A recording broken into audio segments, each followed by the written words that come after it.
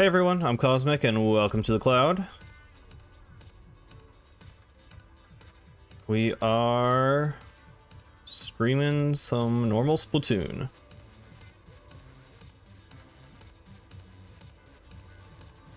There we go. Yeah, so Grand Festival was revealed. I assume that's probably gonna be... Oh, here we go. Final Fest was revealed, bruh. Assume we're gonna be talking about that a lot today. Just bought the game. I'm going present. I mean, I put out the video.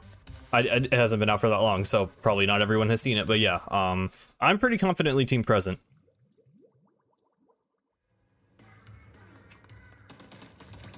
Oh, there's well, it's off the hook music. I was gonna say that's Squid Sisters music, but that's not Squid Sisters. Oh wow. Yeah, I get carried by my friends sometimes when we get golds. It's the only reason I ever get golds. Have I done this yet? I have not done this yet.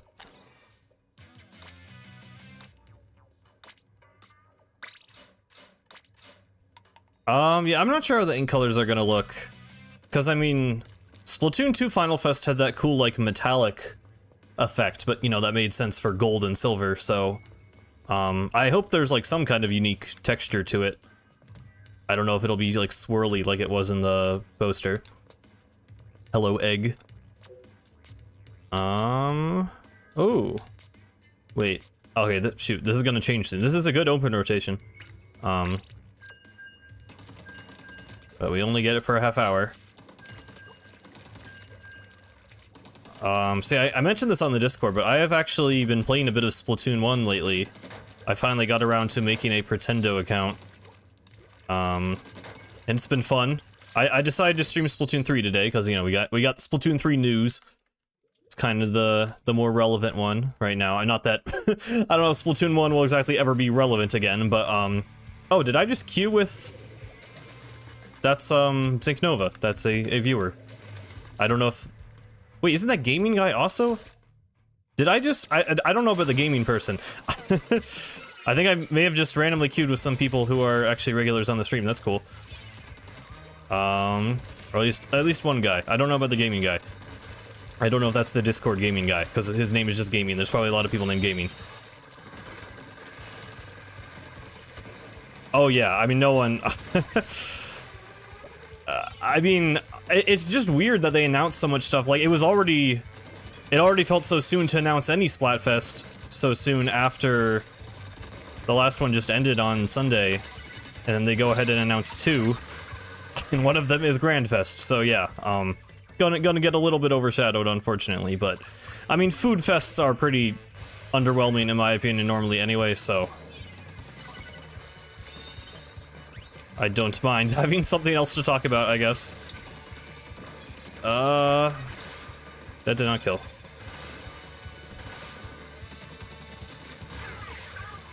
This map is really cool. I still love the way the zone moves. I don't know. I wish it was in rotation more often.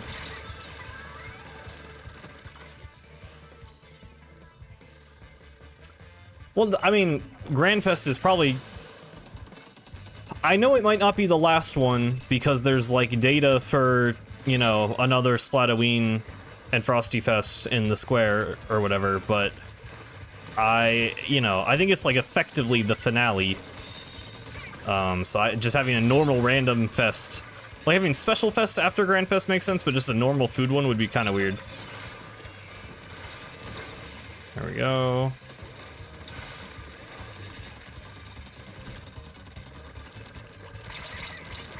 Medieval Splatoon? I mean, past is really vague. I don't know if... I also don't think it would be that... I don't think it'd be that far in the past. I don't know. If anything, there'd be, like, more, like, you know, traditional, like, feudal Japan stuff. I really don't know what it means. Like, it's so hard to say.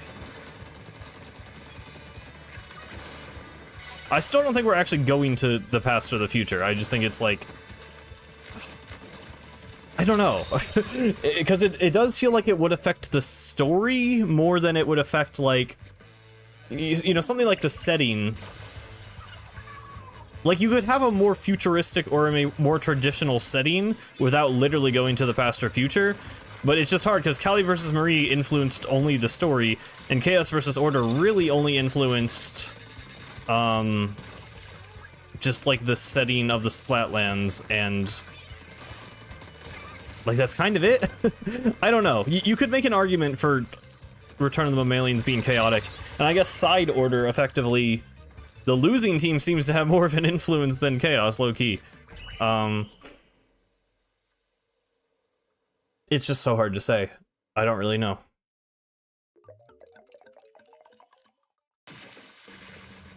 Oh, just the announcement? I don't know. I don't think people would be that hyped for the Food Fest either way. Oh, you were? Wow. So I just got stream sniped by Zinc Nova and... Because yeah, because Godwin is Zinc Nova, right? Huh, okay, well. GG's, I guess.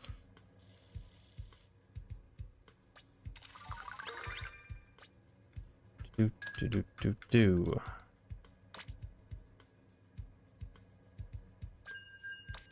Also, oh yeah, I think, aren't you able to like skip through the match results faster now?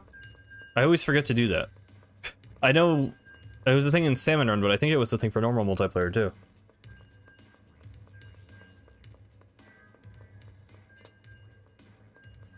Oh, for the Food Fest, I'm probably Team Rice, because fried rice exists, and I really like fried rice. I could definitely eat fried rice every day.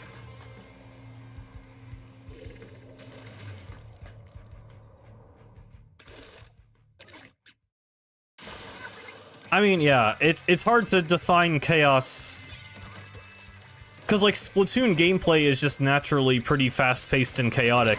So even in a campaign about order, like it was more thematic than like a literal gameplay direction. Which I said this in the video, but I don't think Chaos and Order was ever about the gameplay direction. Like, I do not think anything in Splatoon 3 gameplay-wise was influenced by Chaos.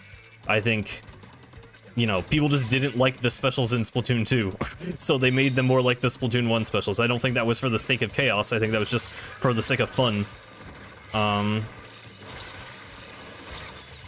I really think the only Chaos stuff was like, I'd say Deep Cut was influenced by Chaos.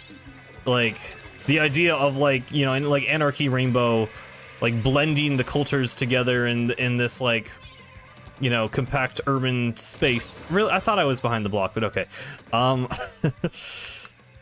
think Splatsville and the Splatlands and Deep Cut are pretty much the only things that are, you know, the results of Chaos winning.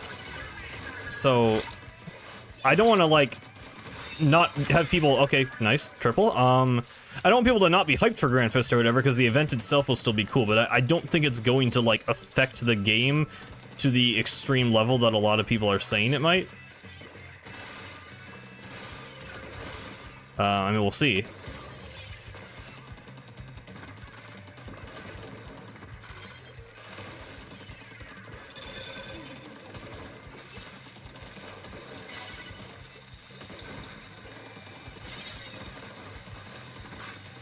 Do.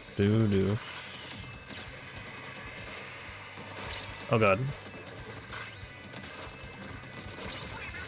I need to remember to like sit how I normally sit in my chair. I was like saying this a few streams ago, but I think I try to like lean in my chair differently to like be close to my mic, but it makes my gameplay worse, and it doesn't really change the quality of my actual voice that much in the recording, so I need to like...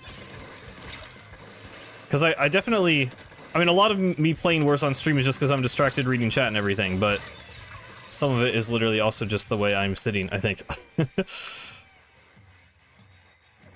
Yeah, I mean, my immediate thought was bread. I don't know. I mean, I would eat bread, pasta, and rice in the right setting, or prepared, you know, a certain way. Like, I like all of them, but, as far as which I could eat, like... I think it was, like... It's weird, because the Japanese question was just, like, what would you eat until you're full? And then in English, for some reason, they made it, what would you eat every day? Which is kind of not the same question at all. Which has happened a couple of times now, but, either way, I think I would say if fried rice counts, then I'm saying rice, and I think it would. Thank you, Marvin. I'm glad you enjoy. Yeah, dude, all the outfits are so good. I actually, like, I need to... My motivation with drawing is all over the place, but I seriously want to... I've already seen a ton of fan art of them, and I want to make fan art because they are amazing.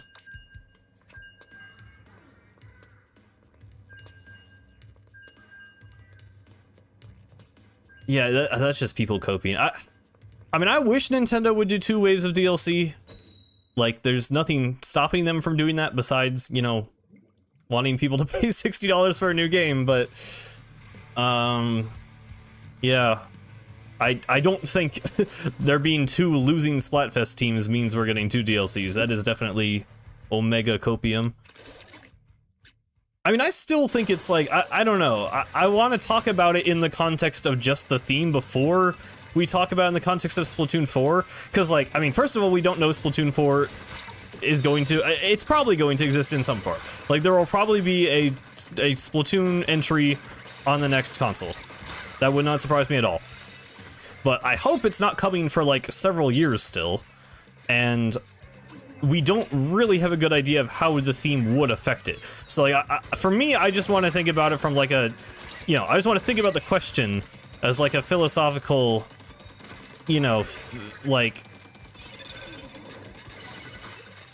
I don't want to think too much about the ramifications of what it will mean for the game as much as I just want to answer the question. And in that case, I am absolutely team present.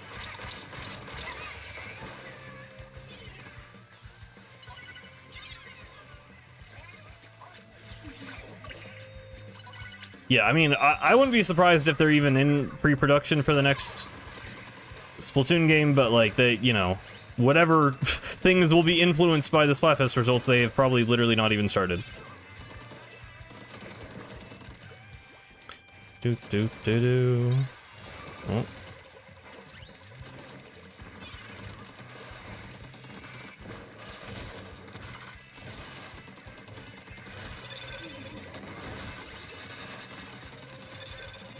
Can't wait to get off this weapon?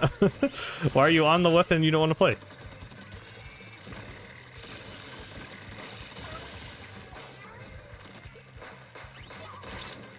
Oh god. Yeah, I mean, for me, it's just like, at least my current state of mind, you know, I don't know. I'm currently in a point in my life where I'm trying to just focus on the future. Or focus on the present, I mean, like, I don't know, a little bit of both. Like, again, I'm still kind of between, I feel like, you know, philosophically, my answer is somewhere between present and future, but I have to choose a team, so I'm leaning more towards present. I'm definitely not, like, a past, I don't know. Like, there's very few contexts. The past matters, and, you know, you gotta know history in order to learn from it and not repeat the mistakes, etc., but I feel like it's always, for me, it's about, you know, making the past relevant to the present in order to have a good future or something. Like, you know, it's like, I'm not, like, so into the past that, like I would never want to go to the past or whatever. If it is a time travel thing or a time period thing, absolutely I do not want past, because I don't know, I'll never understand that. When people say they want to, like, live in past time periods, it's like, I would just know everything I'm missing out on. It's like, I don't know, that would drive me insane. Like, I'm definitely not a past enjoyer, I guess. Oh, you're grinding Sheldon licenses, I see, okay. Splatoon 4 gonna be super climate conscious? I mean, they should be, knowing what happened to Earth in Splatoon.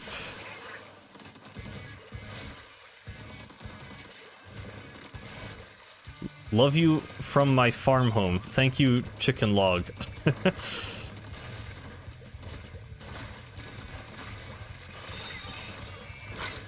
And I'm trying to not let idols sway my votes, but I would say probably Deep Cut being on future and Off the Hook being on present. It is a slight part of my reasoning for wanting to be present. I'm really curious how they're gonna do that, by the way. Like, I don't know. So, for Final Fest in Splatoon 2, they had like little like blurbs from like pretty much all the major characters in the game. Like again, I have this poster right in front of me in my monitor, so there's, you know, Pearl and Marina, Callie and Marie, Agents, you know, 3, 4, and 8, Octavio, the Octarians, Grizz, Tartar, Gelfonso, Bisk, Flo, Isopadre, Sheldon, Judd, Sea Cucumber, like they had like all the characters come out for this and like give their like opinion or the reasoning for why they chose their side. So I really hope they do that again for Splatoon 3, because I mean, I just thought that was super interesting lore and just characterization for all of them. And it was a really, really cool way to hype up the event. So I'm really looking forward to that. But also, now that we know that the idols are all different teams, you know, like how are they going to do that on the news broadcast, right? Like are the Squid Sisters and Off the Hook just going to show up? For some reason, this is a thing I've wanted to happen for a really long time, but if they like, you know, like hacked into the Splatcast and had like their own show come on, like to argue for their side, I think that would be super cool. I don't know how they're gonna go about that. I hope they do something cool with it.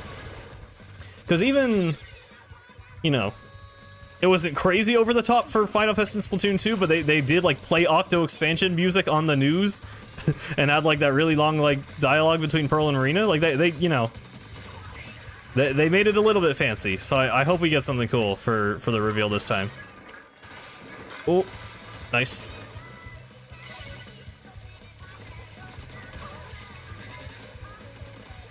The idols on each team, it's Squid Sisters on past, Off the Hook on present, and Deep Cut on future. And I mean, that's just from the poster. Like, you can see their eyes, or like the, you know, the thing where it shows the 3 teams, you can see like the idols' faces and icons on each of them.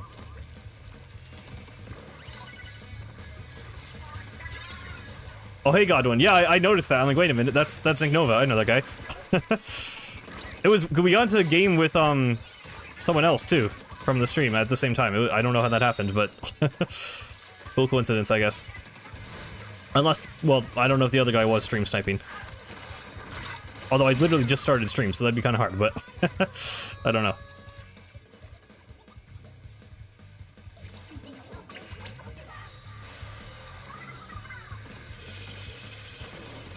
Oh, hello, friend of yours. Welcome to the stream. Glad you enjoyed the content. Oh, boy. Oh, the stringer. Yeah, I can open up after this one. I really can't believe they just dropped Final Fest like that, though. Like, I don't know. I was so, like, just not ready. I mean, it just feels so fast. I know it was the same timeline as Splatoon 2, but...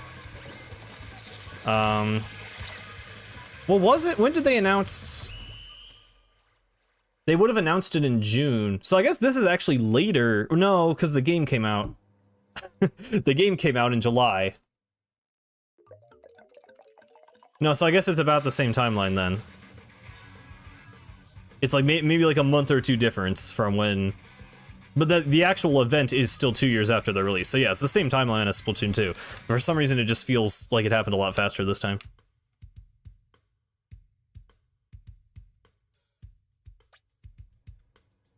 Finally got S+, nice. Well, yeah, I guess, because this is an S+ lobby. Well, it's open, so maybe that doesn't matter. But good job either way. I still don't know. It's so weird that it doesn't show you people's ranks anymore. I don't really like that. Like in Splatoon 1 and 2, it would show you people's levels and ranks. I'm not sure why. Oh, I forgot to... I always do this. Forgot to actually make the pool. My bad. Can I do that while I'm already in here? No, I can't. Why do I not have a sub of bomb defense? Do I not? Oh, I don't. I don't know. I probably could afford that, honestly. Right. Dan distracted me. I was making a pool. Pool is Cosmic Cloud, as always. Also, hello, Dan. What team are you, Dan? Do you have a team that you have decided on yet for Grand Fest? With a throwing build? I'm pretty sure I literally just copied Dude's build, like ability for ability, so... He's probably changed his, though, by now, to be fair.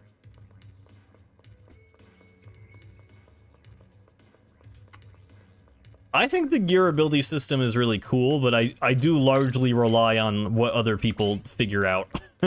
And then just kind of use that on mine.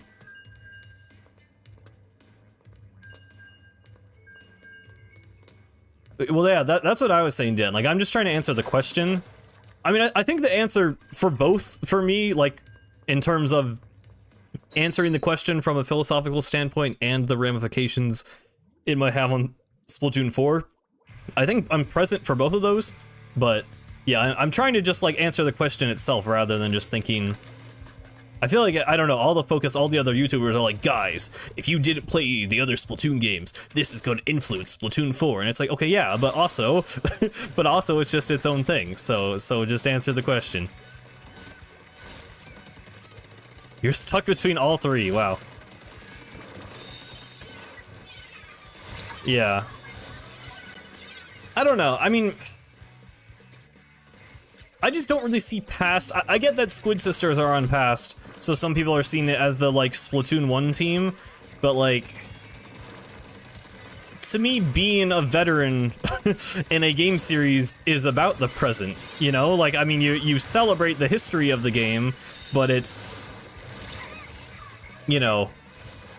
Like, we've been here the whole time, but now it's... I don't know how to put it into words, but it's like...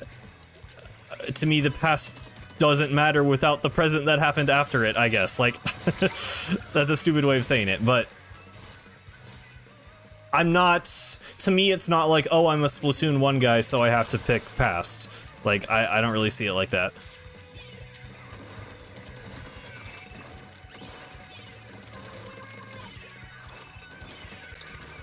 But I also don't see future as, like... I don't know. I still think some people are just, like...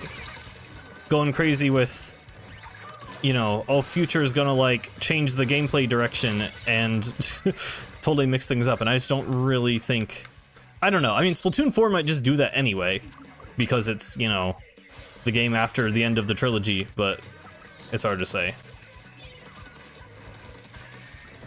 When does it start? I forget the exact... It's in the trailer. I mean, the dates are at the end of the trailer. It's on the anniversary of the game, I think, so...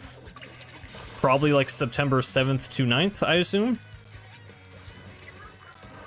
Oh, it's the 13th. Okay, that's kind of random. I didn't realize that, actually. I sort of just assumed it was on the anniversary like Splatoon 2's was. Yeah, I mean, that's what I said in my video. Like, Chaos did not influence the gameplay at all. So I think people are taking it way too far with thinking we're getting, like, you know... great turf war game for past, or, you know, Splatoon spin-off game for future. Like, I don't think it's gonna matter that much.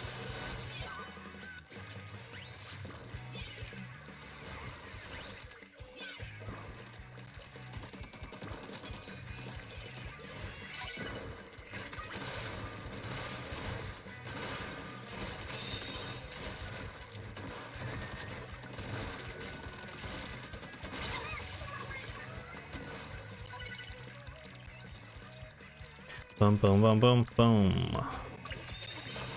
Yeah, that's, I mean, I don't want to repeat myself too much, because I did say all this in the video I uploaded today, but, yeah, I really don't think they're gonna break out of the, like, real-time thing with Splatoon's timeline.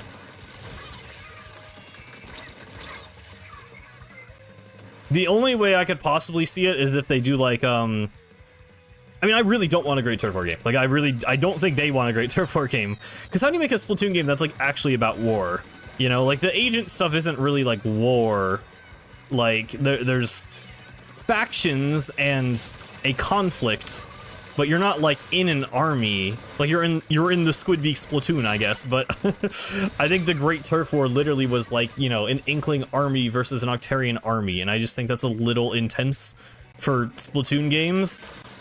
It just works better as history. Like, I just think it's... I was talking about this with some other, like, Splatoon lore fanatic people, and, like... I think the way the community imagines the Great Turf War is probably a million times cooler than how Nintendo would actually depict the Great Turf War. Like, I just don't think it's something... Maybe it's something people think they want to see, but I just don't think it would actually turn out in a way that people would be satisfied with. I definitely wouldn't be, because I just don't want to see it at all. But... I don't know. I really just don't even think it's worth talking about that much, because I just don't think it's anywhere close to happening. I don't want brainwashing to be a theme. I think people look too far into that with the Marina thing. Like, I don't think it's like the losing idol will get brainwashed. Like, I think it's a trope they've maybe relied on a little bit too much. But I mean, it was different in Order's case. Like, Order wasn't just brainwashing. It was brainwashing, but it was like, you know, much different. There's Order and Octavio had very different means to reach very different ends. Like, Octavio was brainwashing Callie to... Why was he brainwashing Callie? I don't even know. Apparently it made his, like, approval ratings go up. I think that was, like, a canon thing, and, like, you know, just to get back at the squids for stealing the Zapfish. Like, I don't know if there was actually a good reason. He's kind of just this, like, spiteful character who tries to get revenge. Order brainwashing Marina was, like, you know, it was a lot more than that. Like, it was Marina's, like, unconscious, you know, suppressed fear of change that manifested into this, like, you know, malevolent force within this, like, you know, database of memory. I just think it's a lot cooler, so I don't like reducing it to just like, oh, she got brainwashed. Like, I think there's a lot more there, and I do not think it guarantees that an idol has to get brainwashed by a villain. Oh yeah, sorry. We can let people in next time. I did not open the room. I was too busy ranting and not looking at chat. Chargers with Intensify? Yeah, I don't think that helps. I mean, they can surge slightly faster. I don't know. The only thing you could use is bamboo. Yeah. I don't know.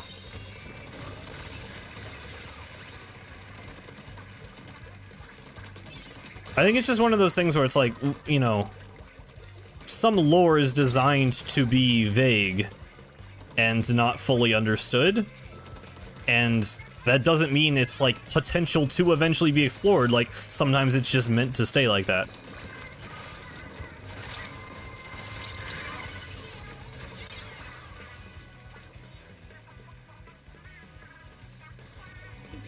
That would be so, like, there would be a weird level of irony to that, I guess, if, you know, Splatoon, the shooter game that broke the trend of being, you know, a generic, boring army guy, it finally, after the first trilogy, just turned into a game about a boring, generic army guy. Not that, you know, the shooting ink wouldn't still be unique, but I don't know.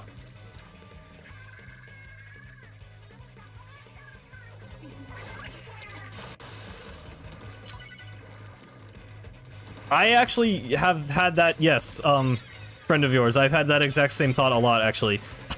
That's kind of a thing in general with, Splatoon 3's music. Like, the spatial audio design is cool, but especially for, like, Splatfest songs, like, I think in Splatoon 1 and 2, when you were in the plaza, it would just, like, play the music, and it wasn't, like, affected like that, and then in Splatoon 3, they made it, like, I especially noticed it with, City of Color, with the Squid Sisters. In Splatoon 1, the song would just play, and, like, you know, just the audio file of the song would play in the video game. And in Splatoon 3, they made it so, like, it actually sounds like a concert, and, like, on some level, that's cool, but it's like, I also kind of just want to hear the song. You know? Oh, rip that Glugas. I always have kind of mixed feelings about that stuff. And yeah, it's weird that, like, with the battle pot, you, when you click on something in the menu, then it, like, takes you out of the menu, and you can't go back into it. It's kind of weird.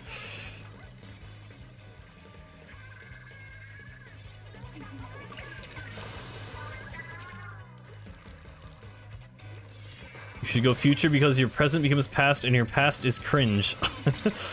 Well, doesn't that just mean If you always have that mindset, then your future's just gonna be cringe as well, though.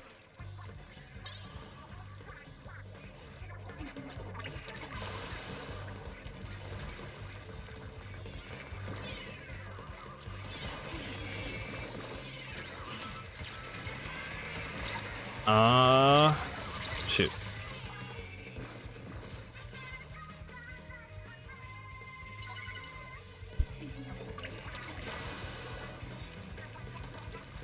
Oh, you're hoping for reflux? Are you talking about Splatoon 4? By the way, I think third kits might be actually dead, guys. Like, I feel like I haven't seen people talk about them in a while, but like, it might be over for third kits. I really don't have much hope anymore. Like, Grandfest is probably the end of content. Maybe we're getting like another Splatoween and Frosty Fest, but like, I don't think we're getting new weapons at this point. If I had to guess.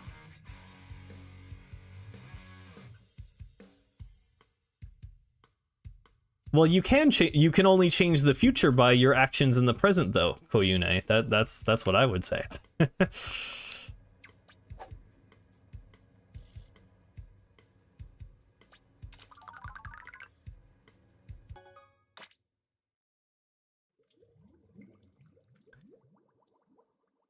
I mean, well, maybe, I don't know, maybe spatial audio wasn't the right term, but there's different effects applied. Like when you go into like the back alley with Spike, oh, this is a less good rotation for open, but yeah, like City Color in Splatoon 1, no matter where you were in the plaza, it would sound the same.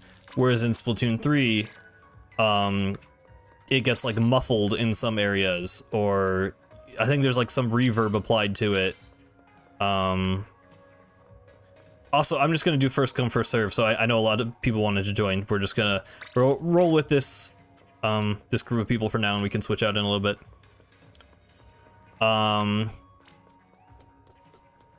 So yeah, I don't know, maybe spatial audio wasn't the right term to use, but it would be easier. What I'm asking for would be easier. I'm saying they can literally just play the audio file.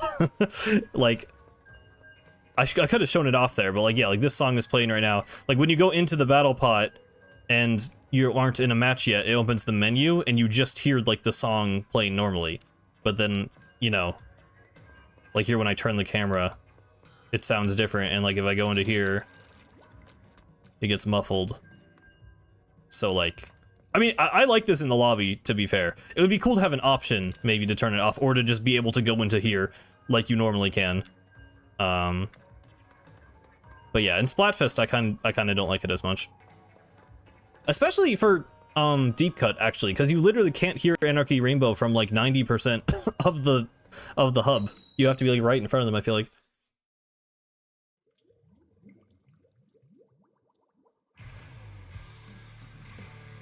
Okay, at least it's Tower. Definitely don't love Undertow, but Tower and Rainmaker are the better modes. God, okay. Those weapons might not be super fun, but we'll see. On the enemy team. I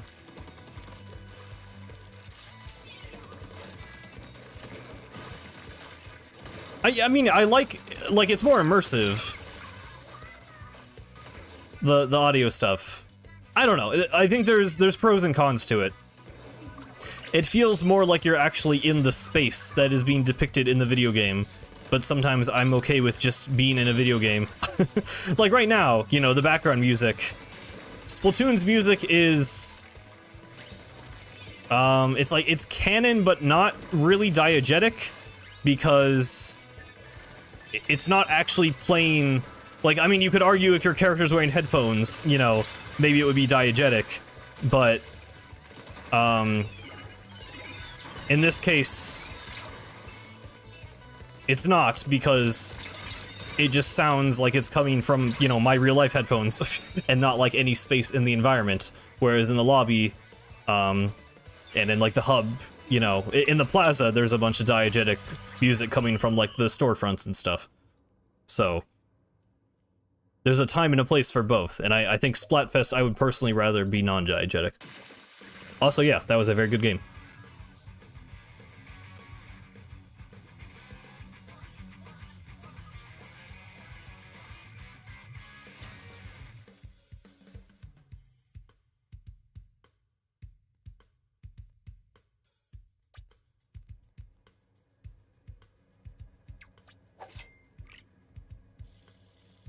Yeah, I mean, I honestly hope we get a non-Tricolor map as well, but that might be asking for too much. I don't know. I hope whatever the map is, it's cool, because I would like them to, you know, go out on a good note with the special maps and stuff. And if they're making a whole new hub, you would think they would be down to make a whole new map. Mem cakes? Yes, what about them? I made the video. Yeah, the shifty stations were, like, a lot better, in my opinion, but, I mean, it's kind of too late to hope for those at this point, I would say.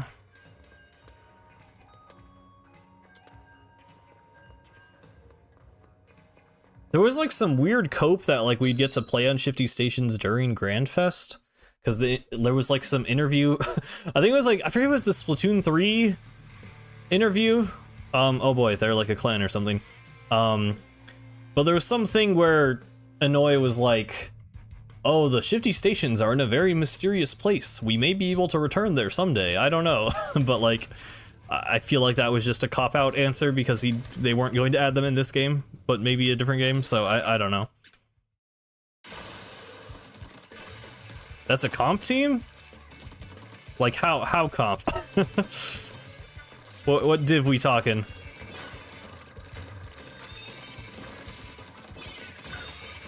Oh. Was that just their splat bomb? Okay. I did not see the bomb for some reason. They always talk in riddles, yeah. I mean, I don't know, sometimes they're pretty explicit. I just think that was like a... maybe not like a PR answer, but it was like a...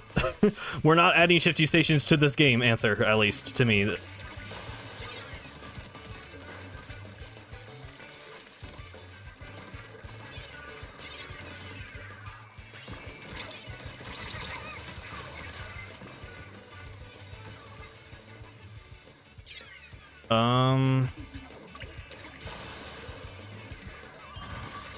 No.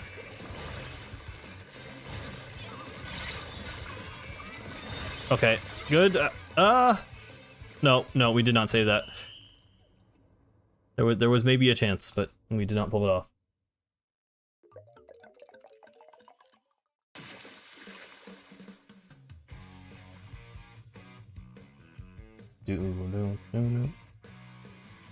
Well, yeah, we don't know exactly what it is yet.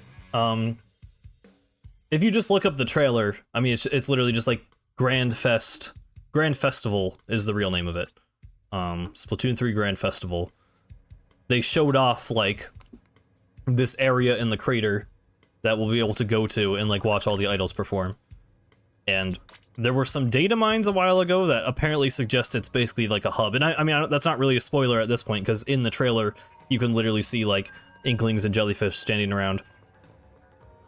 I still wonder, like, how big that's gonna be. I'm very excited to see what that's actually like.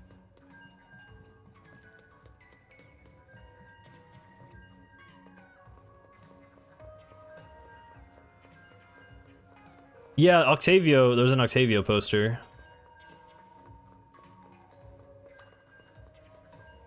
Well, the hub is, I think the hub is, basically where we start the game. Like, there's that train station near the crater and the giant, you know, upside-down Eiffel Tower. So, Lumeria is pretty close to it. I mean, there's a few maps that are adjacent to the desert. You can see the desert from Eeltail, obviously Scorch Gorge. So, I mean, there's a couple around.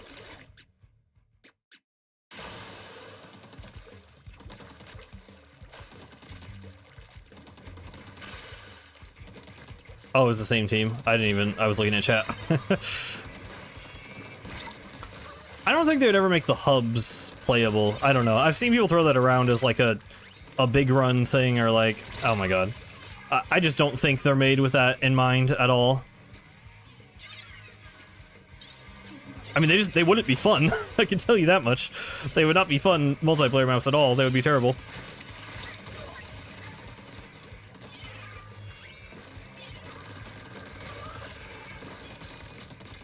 Oh my god. Okay, okay.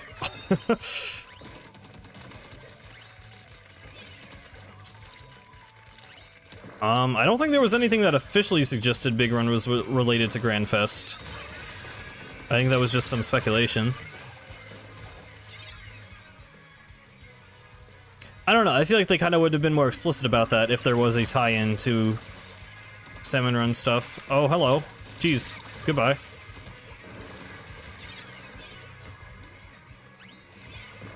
Oh, nice.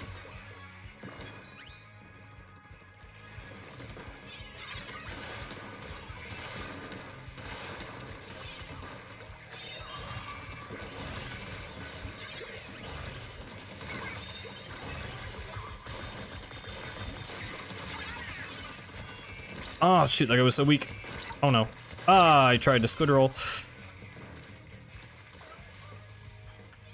I mean, we have to sweat a little bit. Why are we jumping over there? Don't do that. The tower's here.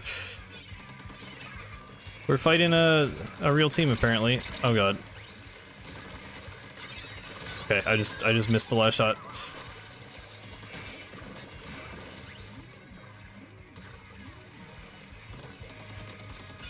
I mean, I don't think people would live there. It's like Splatoon Coachella, it's a bunch of people going out into the desert for a concert. It's not really like a town. I don't know. It's hard to say if it will be permanent or not. I think it might literally only be there for Grand Fest.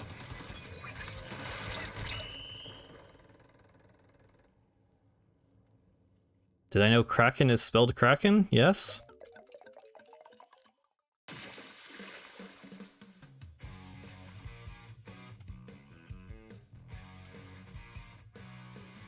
I'm not sure what the cars. I saw someone on Twitter freaking out about the cars. I'm not really sure what why the cars are important. We've known cars are in Splatoon since like launch day Splatoon 1.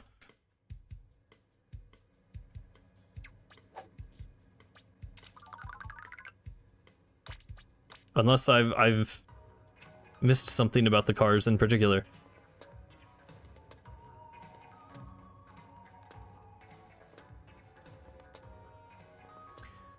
I mean, we haven't heard them defend their side yet. I get why people say present. I think present is more than just like, I want things to stay the same, you know? I think it's like the values of the present, you know? Like I think there's more to it than, I don't know. I mean, it's the team I want to go, so obviously I don't think it's boring, but I'm excited to hear what the characters actually have to say about it. Playable cars? I really do not think we will get drivable cars as a random gimmick in the final Splatfest, but I don't know.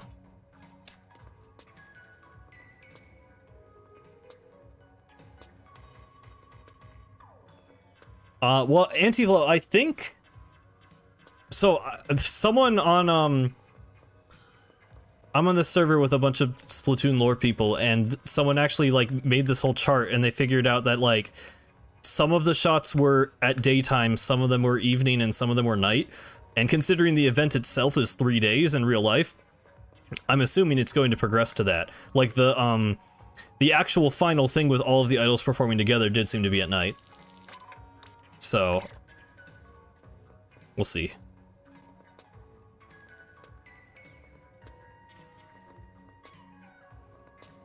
Also, if there was a fourth person who wanted to join, now is your chance, otherwise I will go ahead and ready up.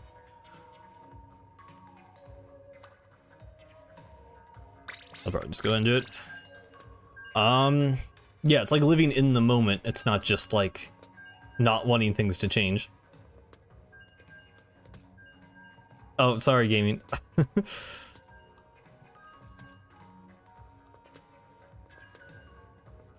I'm pretty sure the Splatfests are canonically just one night. Or maybe two, and they just only play during the night. I don't know. I'm sorry, gaming. You can get it next time.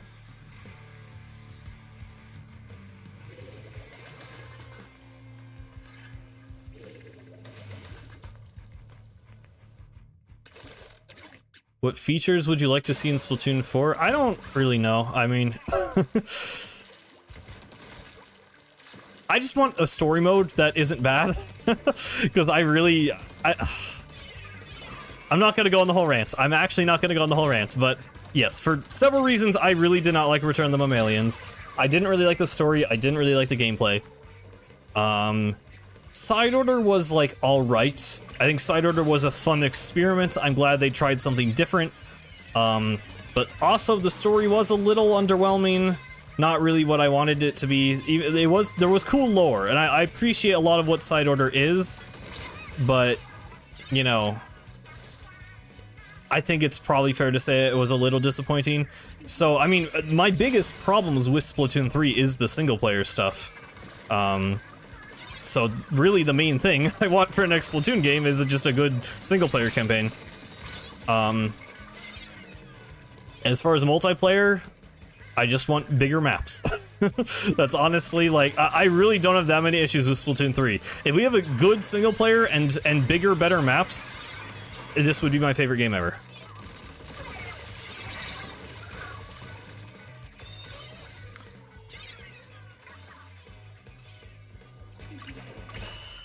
Oh, rip. I mean, Octo Expansion is like my favorite game ever, so I knew not to set my expectations that high, but I don't know. Like, I don't feel... Return of the Mammalians was like the most disappointed I've ever been in anything. So I think that set my expectations really low for Side Order, so I was able to go into it more open-minded. Like, it wasn't as much as what I wanted it to be, but I've just am more accepting of that because I was more ready for it. I think Return of the Mammalians, I just got way too hyped and just got burned so hard because it just was everything I didn't want it to be. So, yeah.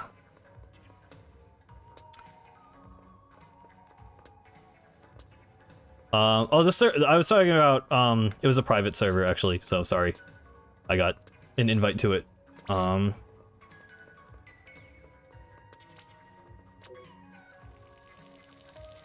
Inkling Octo just has a terrible sleep schedule. Yeah, probably. That's basically canon, I think.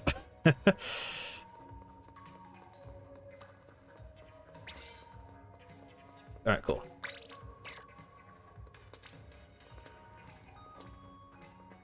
I mean, I think there are some public Splatoon lore servers. I think there was one made semi-recently.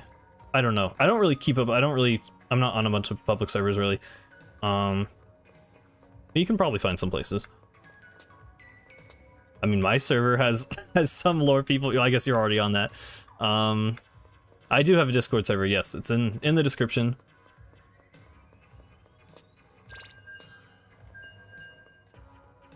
Yeah, Grizz, we don't need to get into the whole Grizz rant. I mean, I've been saying it. I might make a video. Again, I hate to make a video where I just have, like, full-on hater energy for the whole duration. And I'm just like, this sucks. But that's what a Return of the Mammalians review would be, were I to ever make one. Which I kind of I mean, I did gameplay-wise, and I basically just did say it sucked. Or, you know, it was mixed. And that video is not perfect. I would do a lot of things differently, but yeah, I don't know. I might talk about the story more in depth eventually.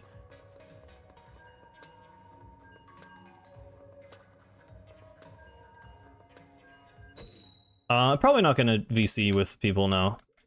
I just like to talk to chat and hang out. I know we're not gonna have like top tier competitive gameplay, but we're just chilling. We're just having fun. Did I know that I'm a grown man playing Splatoon 3 for the Nintendo Switch? Yes, I am aware of that. Oh, see ya, Anti-Flow.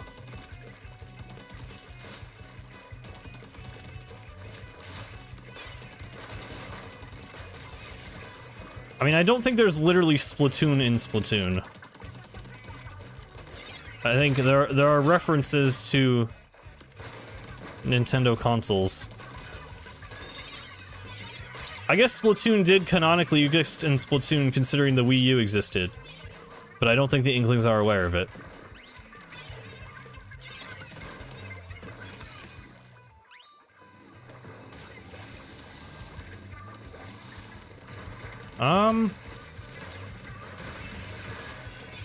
I mean, the devs have very explicitly said that all mammals are extinct, and I feel like if they were going to reveal that mammals were alive in any part of the world, that would be in the campaign called Return of the Mammalians.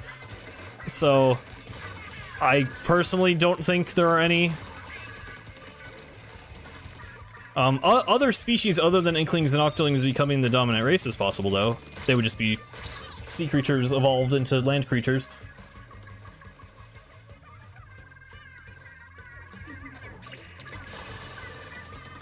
Because, I mean, there's all the sentient, like, the not salmonid fish people. Like, there's, like, shark people that we see in, or sapient might be a better word to use. Oh, wow. Okay, nice triple. Nice wipeout. Okay, GG's.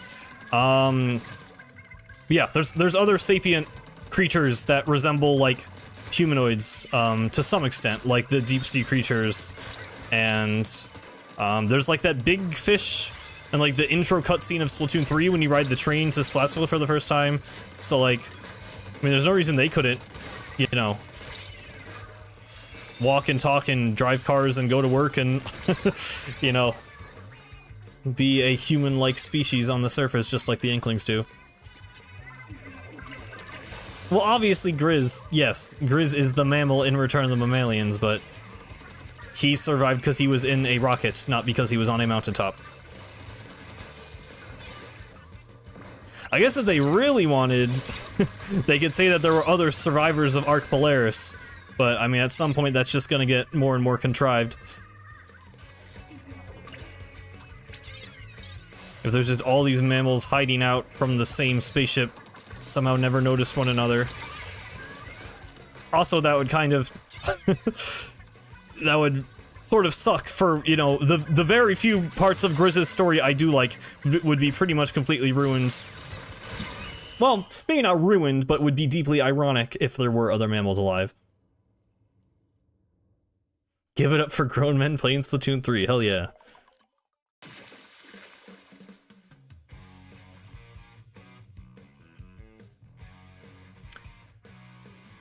Okay, so the narwhal thing.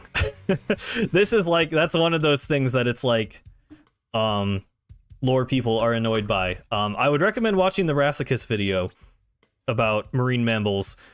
That is like, it was only in the English localization, and I think it was literally just Nintendo of America being stupid.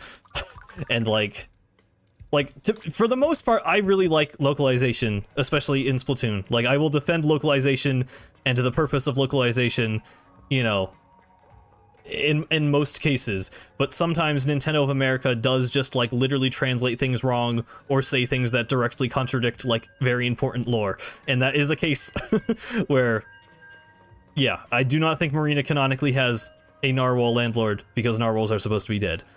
And Nintendo of America just forgot that, or forgot that narwhals were mammals. I don't know, but yeah. It basically just makes sense to interpret that as not canon.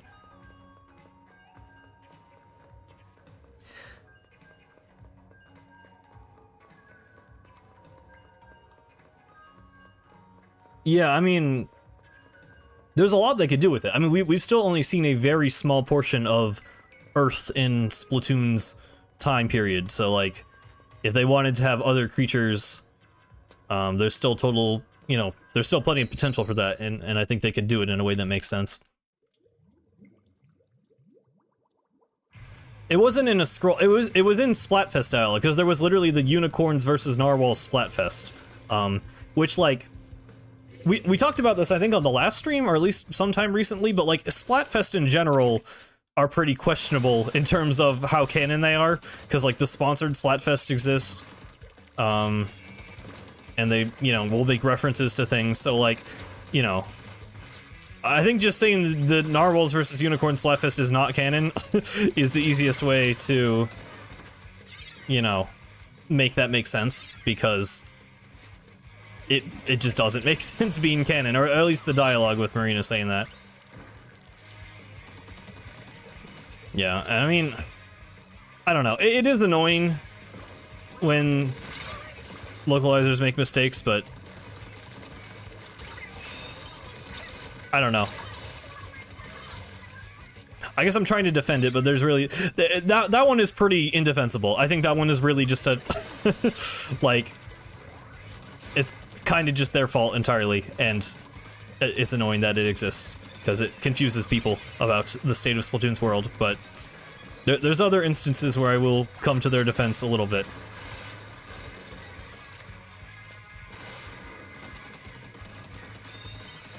Oh yeah, whichever team wins is legally better. I forget, I think that was only in English. I don't remember for sure, because I feel like there was like other similar dialogue in a different Splatfest. But yeah, I think that like just doesn't matter. I don't know. I mean, your mileage may vary. I tend to... I like a lot of the little details in the lore, but I mostly like things that have to do with like the major elements of the world building or like specific characters. When it comes to like the really, really tiny nitpicky stuff, like for some people it's fun to come up with like headcanons and theories and things, but for the most part I'm not like super into that. I would kind of like to get more into that. I don't know. Like, there's some things like I just don't care about. Like, I don't know. There was a whole thing like, I think Rassicus posted about like, because the whole water weakness thing has been like a weird thing with the Inklings. So people were talking about like how Inklings like take baths or shower, and like it's kind of fun to think about that, but like I'm never gonna be the guy who's gonna like come up with that, you know? Like I'll see what other people have to say, but like some things are just so insignificant that it's like I don't know if I actually care, but it is fun, you know. I get that there is fun to that. I'm not gonna knock anyone for doing that, because I think it is fun to be super obsessed with the world in tiny ways like that, but yeah, certainly not the kind of thing I would focus on in like a video or whatever.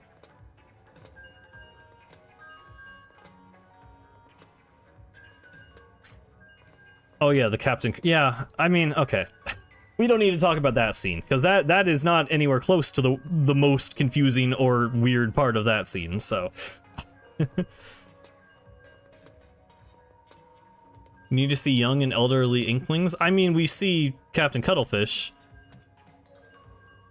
I mean, I think the idea of all the Inklings we see being teens is just like, you know, we are exploring areas inhabited by teens. Like, we're in like a, you know, downtown hotspot for ink battles and like hanging out and getting food and stuff. Not that real life wouldn't have adults in those places, but, you know.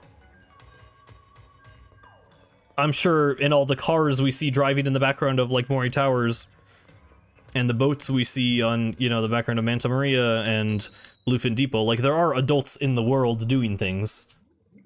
They just don't, you know, they're not important to the focus of what's actually happening in the game, so we just don't see them around. I keep forgetting to do that, Dan. I keep forgetting you can hold A. I need to actually learn to do that. Yeah, the adults literally just have jobs. Like, that's the explanation. Inkling depression canon? Probably? I don't know. I know people read into Callie's character, not necessarily as having depression, but, there's weirdly, like, a lot of details about Callie, like, repressing emotions and, like, not being super mentally healthy. Which is kind of interesting. I don't know, like, I don't know if that would ever, like, matter outside of just characterizing her a little bit more, but you could take that further if you wanted to, and Callie joking about, like, there's that one line where I forget if it's like Shiver or Fry is like, what's wrong with you, and Callie's like, plenty, but don't worry about that. Like, I don't know, I'm sure that's just mostly supposed to be funny, but you know, you could read into that if you want to. I know some people have. Oh boy. I mean, that's kind of interesting to me. Like, Inklings, I don't know, not like, I don't know how to word this without it sounding kind of weird. I'm not like, yes, I want Inklings to have depression, but like, you know, it would just add a bit more depth to the world if there were, you know, the characters would feel less artificial, I guess, if they had mental health struggles, I guess, but not, you know, I don't think that's ever going to be like the crux of the story. But that could certainly be an element, I guess.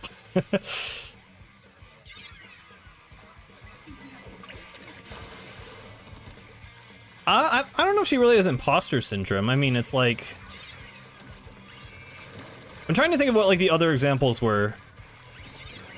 Like, I know she had that one post, there was like a Splatoon 2 scroll, where it was like a social media post from her. But I think that was mostly just about her, like, you know, not having Marie to rely on because they both got busy and there was that whole thing going on. So, I don't know.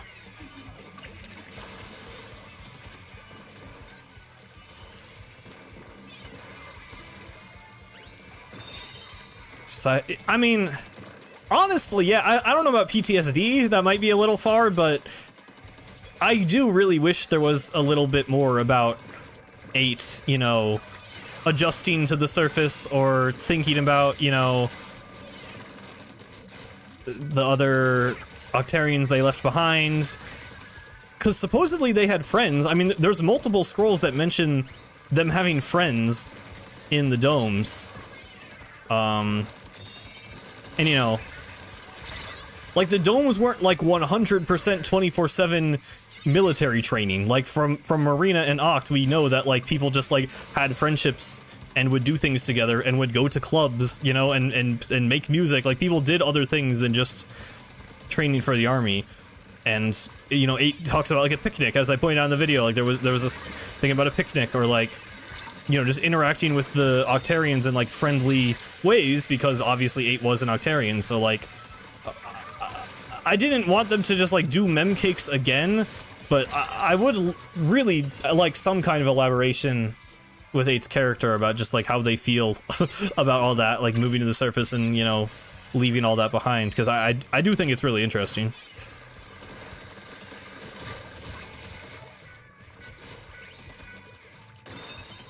I don't know if she didn't adapt. I mean, I guess, yeah, there's the one scroll where it's like she's being swarmed by like a paparazzi. But that's just like a normal reaction. I don't know. I guess you could read that as her, but then she's like an actor. Like there's been a lot of stuff about Callie acting, so I feel like she would have to be fairly comfortable. I don't know. Maybe, I don't know what the mental health of actors is like. I guess I haven't. I'm sure, you know, the art and the fame are 2 separate aspects of it, but I don't know. It'd be interesting. I mean, if they want to make the Squid Sisters deeper characters, I would certainly not complain. Because really the only time they ever tried to do that was the Squid Sisters stories, and to some extent the end of Splatoon 2.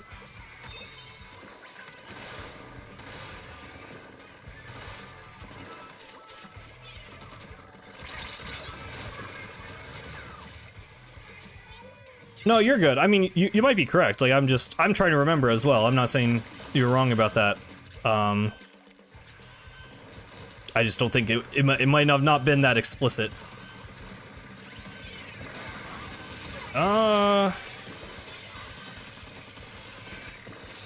Shoot. Oh, I should have killed the sword. Shoot. Oh my god, they're getting a lot further than I'm comfortable with. Can we get that? Probably a bad jump. Probably should just swim. I should just swim. I should just swim. They didn't see me somehow. They did not see me somehow. Okay. GG's.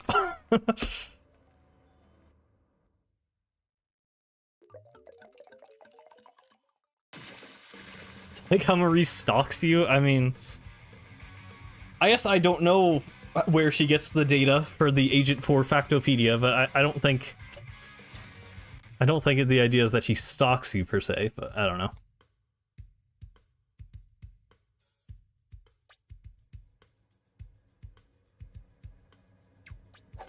Overtime sound is the same. Oh yeah, you can hold A, right? Is it the same as the King Salmon? I'm not sure if that's true. It might be.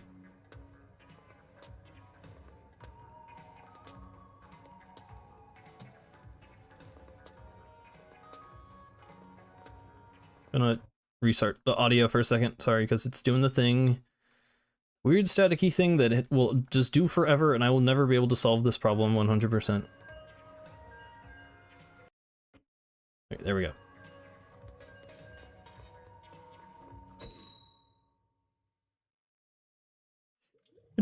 Do.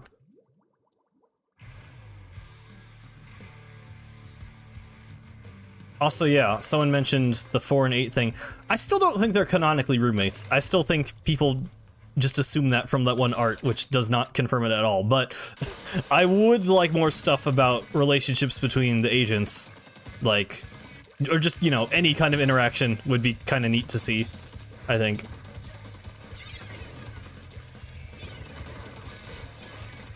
It's just where you try to connect with Agent 4. I mean, that's a cute way to read it. I honestly think it's just there because they wanted to let players view their stats, but yeah, I don't know. I don't really know why in canon Marie would do that.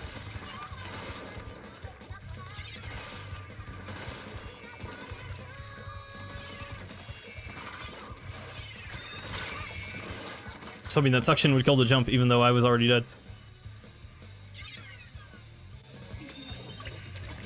I mean, I don't think many of you would argue that 3 and 8 are, like, canonically a couple. Like, I would like them to be, because I ship them, but I don't think, like, the 4 and 8 thing, people will, like, tell you in, like, threads, like, oh yeah, by the way, 4 and 8 are roommates, and, like, it's not like that.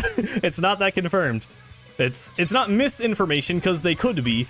I just really don't think the devs were, like, they're just not even, they're just sitting on a couch, dude. They're sitting on a couch. That does not mean they live together.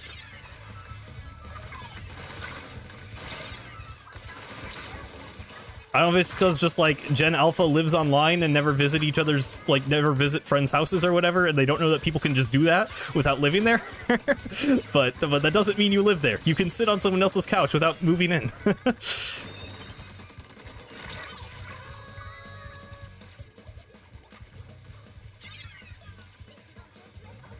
Yeah, I mean, I've said it many times before, but, like, I don't... The fact that we don't know a lot about 4 just makes me not care about 4, rather than wanting to know more. Like, I need a little bit of a hook to really care about the character. So for me, it's like, if we learned more about 4, then maybe I would care. But it's like, I'm not currently at a point where I'm, like, dying to learn more about them, because there's currently literally nothing there to make me interested in them. But, yeah, I don't know. A little more characterization could be interesting.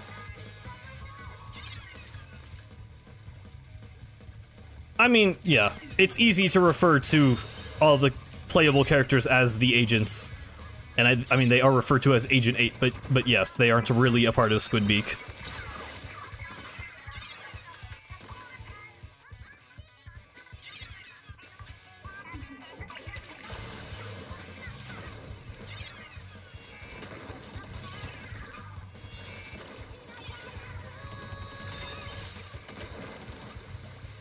Yeah, I mean, it's just weird because it's like, it's a, you know, 4 kind of just is the blank slate protagonist. I mean, all they had to do to make us care about 3 was just to make them cool.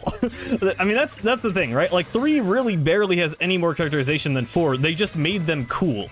They just made them cool as fuck at Octo Expansion for no reason other than, like, because they wanted to. So that's all they have to do for 4. They just have to give them a, you know, a smashing the blender sanitization fight moment. Just don't do that exactly, because that'd be lame. But, like, you know, just give them something like that to go off of. And then people will be able to kind of just characterize them, you know, based off those few cutscenes. Like, 3 became this, like, you know... Agent 3 is basically like the Shadow the Hedgehog of Splatoon, in my mind. Like, they're like, you know, the edgy, like, you know, oldest agent, like, that interpretation of them, because the community just kind of came up with that, and then the devs, like, ran with it. Like, I still feel like that was already a thing before Octo Expansion, and then I feel like they just made them like that. Like, I still feel like that was at least slightly inspired by, like, the fan art people made. Because, like, that was totally just, like, the archetype people assigned to Agent 3, and then they just made it real. So, that's all that needs to happen with 4. They just need to actually have, like, a couple of cutscenes to characterize them a little bit. Just let them do something cool. Just literally just fan service, and then people will like them and have actual reasons to like them. That's all I'm asking for.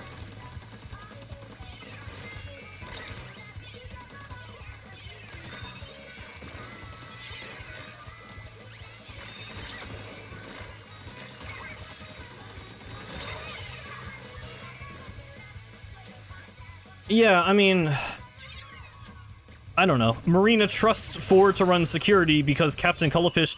I mean, it sounds like Captain Cuttlefish just, like, gassed them up, right? Like, Pearl... Like, they said they learned about 4 from Captain Cuttlefish, and Pearl said that, you know, 4 was like, oh, that person that's supposed to be, like, such a big shot. So, I mean, Cuttlefish was probably like, oh, this 14-year-old killed an army and took back the Zapfish. They're pretty cool. And Marina was like, okay. Like, I don't think that really characterizes them anymore. If anything, that characterizes Cuttlefish more than Agent 4. So, like, it's really not anything more to go off of. I forget Neo 3 exists, dude. I mean, Neo 3 is nothing. Neo 3 doesn't, like Agent 4 has, like, you know, they did a bunch of extracurriculars at school, so they didn't know who the Squid Sisters were because they didn't watch TV. And they have that one art of them in Octo Expansion where they're all like goofy and close up to the camera. Those are the 2 things that characterize Agent 4. That is literally all they have. And Neo 3 like doesn't even have that. I mean, they're like a scavenger who looked for scrap in the desert, I guess. Is that a character trait? You tell me. I don't know. Like, it's just not... There's just nothing to go off there. I don't know.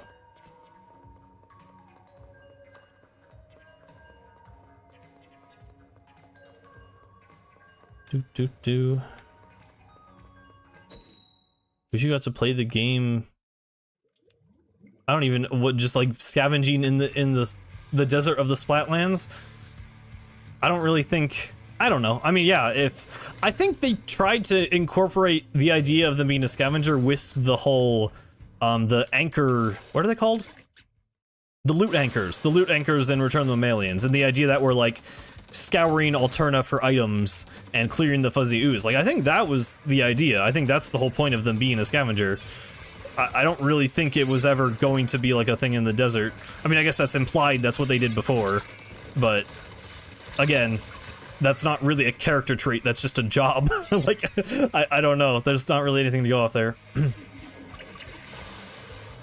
think Neo 3 has more than 4? I mean, they both have so little. Like, I don't know. It's... They have a decent amount that's just been invented by the fandom. And I mean, if you're willing to just roll with that, that's fine. Oh yeah, they nerfed Zuka against Bubble. Wow, there it is in action. Not that that was ever particularly a good idea. Anyway, oh, okay, free triple. Cool. Well, actually, 2.5, that's fine.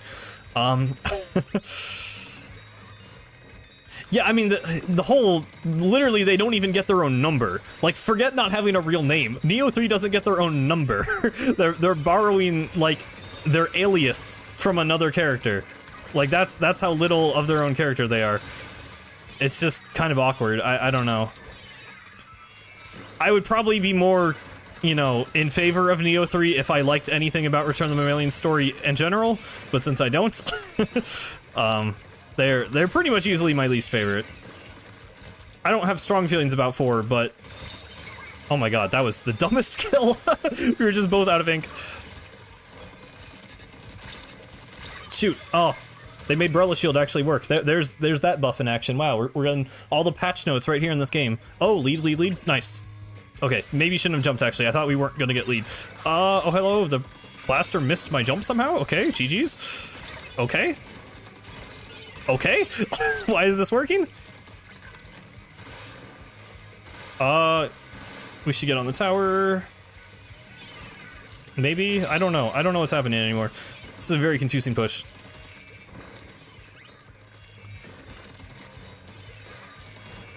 Yeah, no, I mean, again, I haven't talked that much about, of all the things I've complained about in Return of the Mammalians, the whole, yeah, the test chambers make no sense at all. They make absolutely no sense.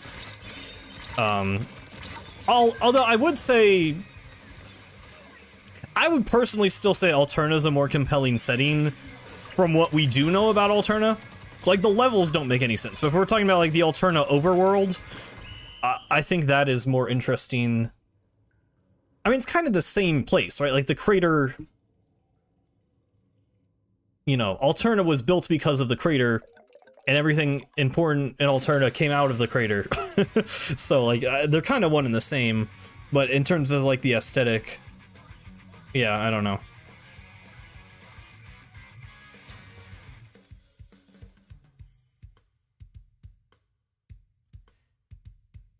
I mean, I don't know. I think some of it was probably because it was rushed. I keep forgetting to hold the A button. There we go. I mean, some things you just gotta wonder what they were even thinking. I don't know.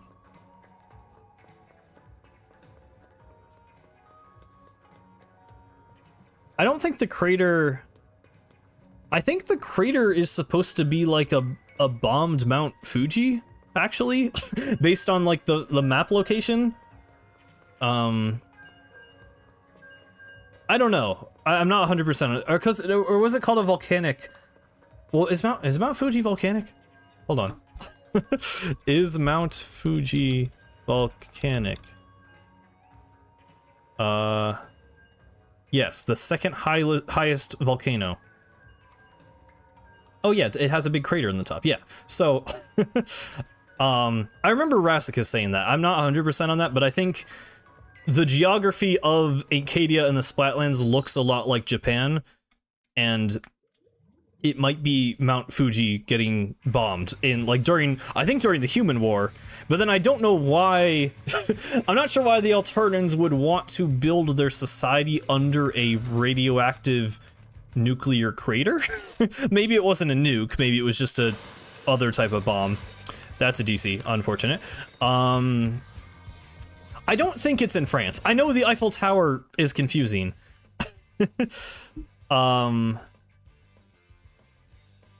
Everything else about Encadia and the Splatlands suggests it is more like in Japan, I think. And I don't know why the Eiffel Tower is here. So, I don't know.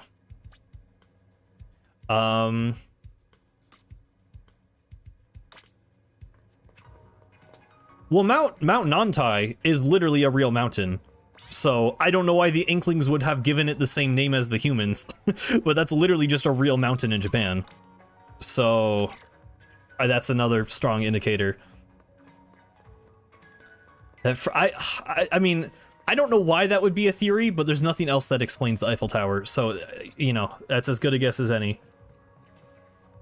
Well, I mean, it's not like there's one Japan thing and one France thing. There's like 10 Japan things and then the Eiffel Tower. So it doesn't make sense, but it still is more logical to assume that we're in...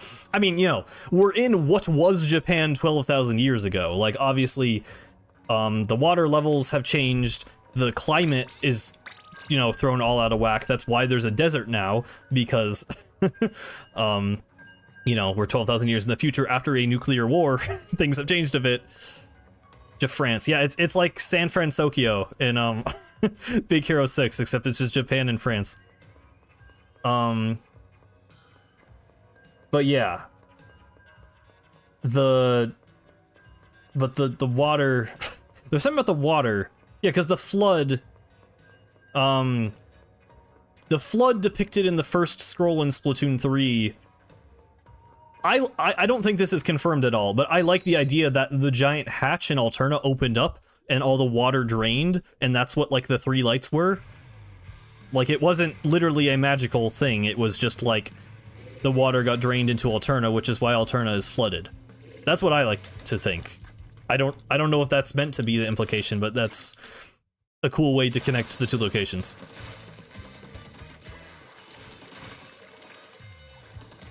Well, we literally have a world map. I mean, we know just about how far the crater is from Slatsill, and it's not very far at all. I mean, you can literally see it from Lumeria.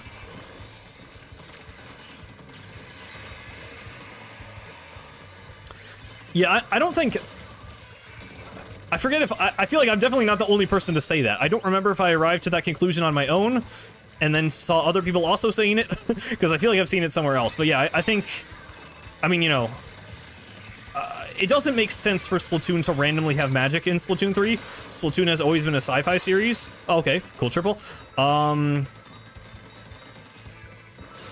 obviously, you know, small fry turning into huge fry.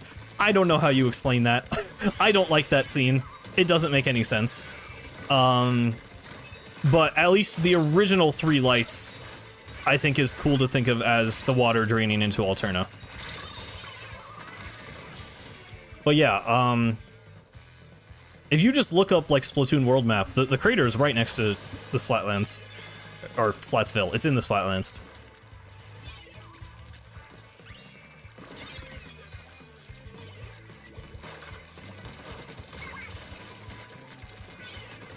Okay. Please die. Arrow spray. Oh my god, my voice. I need to drink more water. That was a terrible... I don't know if that came through on the mic. It probably did. My voice just like cracking and breaking. Okay. Jeez, that was bad. Let me... We're at 3. I can stop for a minute and drink some water.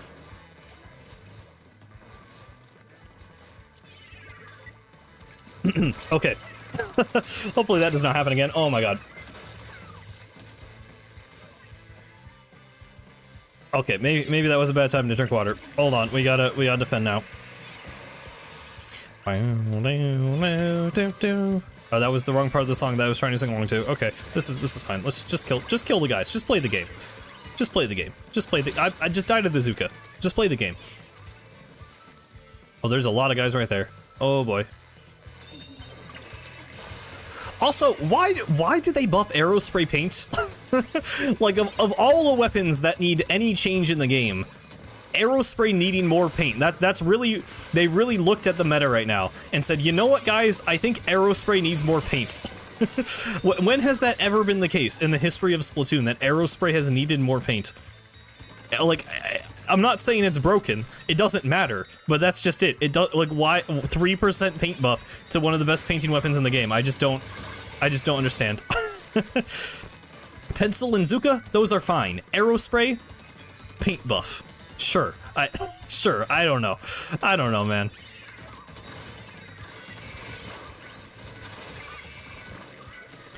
Yeah, arrow spray as a weapon doesn't matter. I mean, yeah, it's just like it's literally just like a new weapon. Like, no one beyond 10 hours of playing Splatoon uses arrow spray, unless they just feel like it. But it's just so weird. I don't know.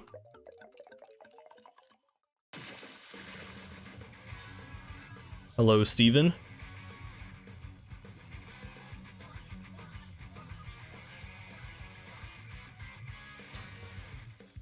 I am glad we can just have the lore rants, though. I mean, this is why I have a YouTube channel, to just talk about Splatoon lore with random people.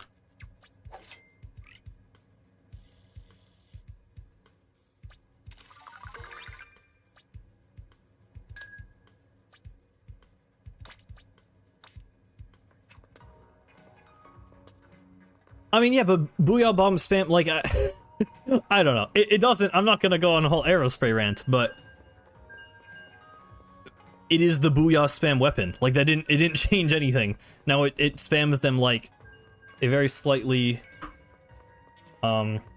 percent faster. No, I'm not an engineer. My college major was emerging technology in business and design. So I don't know if you confused emerging with engineer, but no, I'm not an engineer. What did the cars use to move? Well, Salt Spray Rig is an oil rig, so supposedly they do still use fossil fuels. Alternatively, power eggs are an energy source, so cars could maybe use power eggs. Because supposedly there's some kind of like biofuel probably.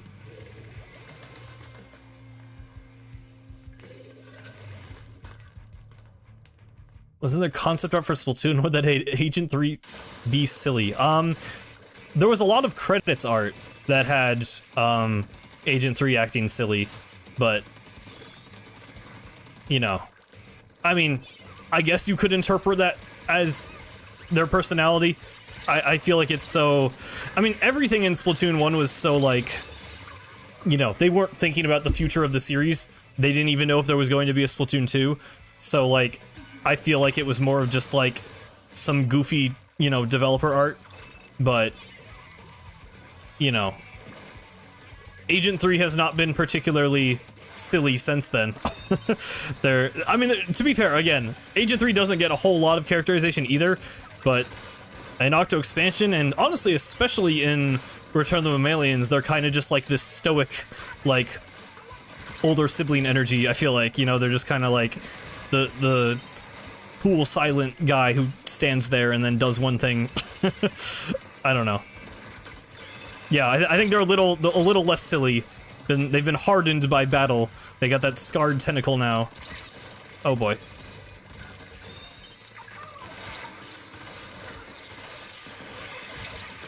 Yeah, they've lost their whimsy. But yeah, I feel like, I think the credits art is mostly just goofy and for fun and should not be looked into too seriously.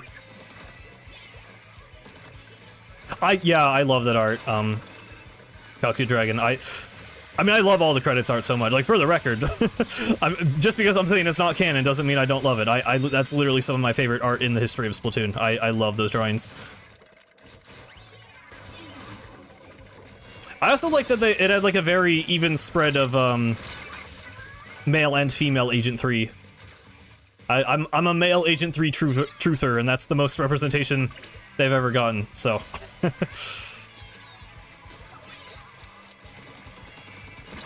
Oh boy.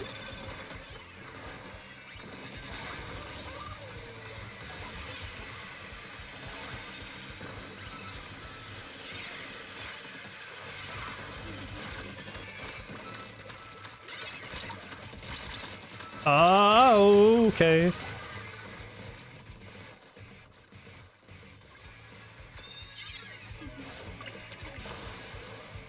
Do.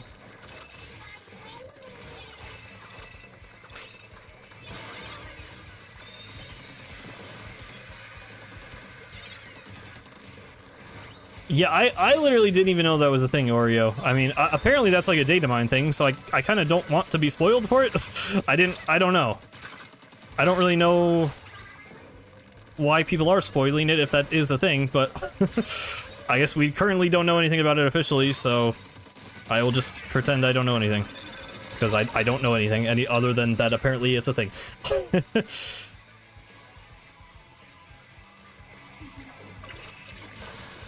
I mean, the main thing I'm still hoping for is just that they give us all the little character blurbs again about why everyone chose their team. Because those were just so cool for Splatoon 2 Final Fest. Like, they're just very interesting looks. I just like that stuff. I don't know. I mean, obviously, like, the mem cakes are, you know, the best example of a character in Splatoon just expressing their thoughts. But I just think it's neat. I like characters having opinions. Oh, okay. Random double.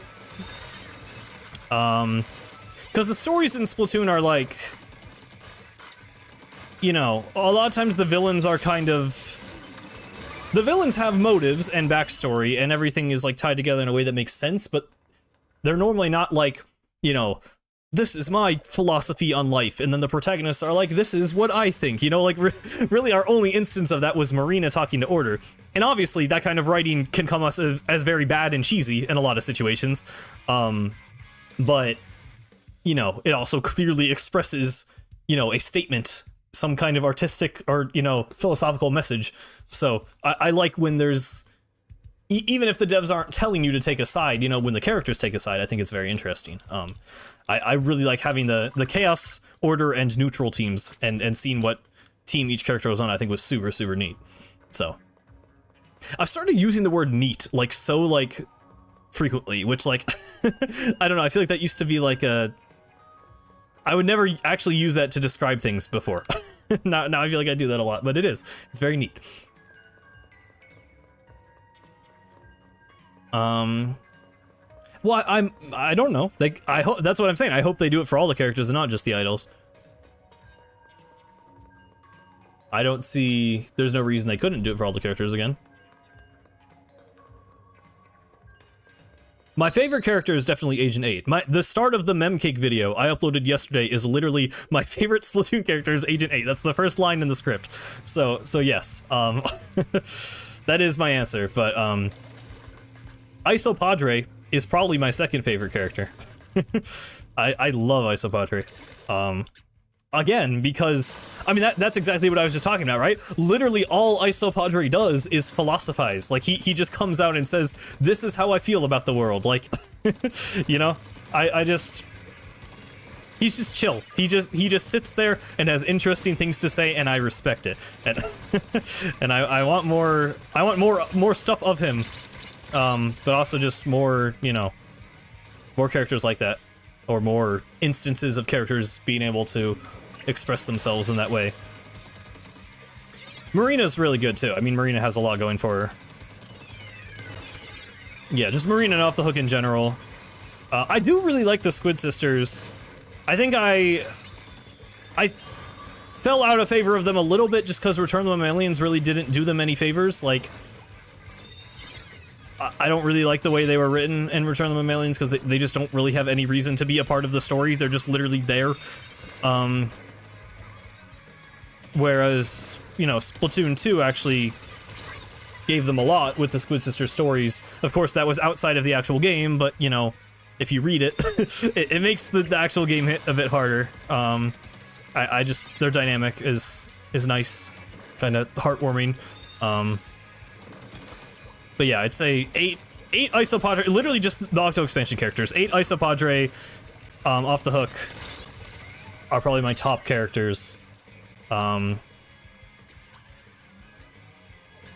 don't really know what comes after that. I don't like Deep Cut as much, but they're alright. Krusty Sean might be number 5.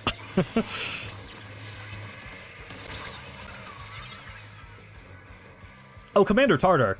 I forgot to mention, I know I said all the Octo expansion characters, but Commander Tartar is easily one of the most, like, fascinating characters in the game. Oh god. That was a bad death. That was bad. They're probably gonna win.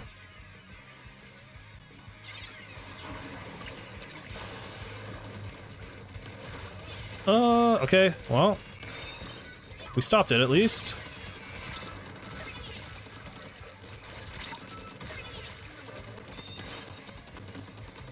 Oh, okay, fall off, nice.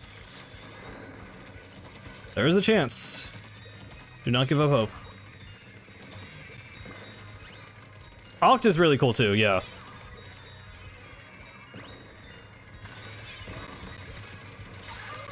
I don't know, Oct's like... Oct for me doesn't hit as hard as some of the other characters, so I still like Oct a lot. And the Wander Crust? I like Krusty Sean. I just said that.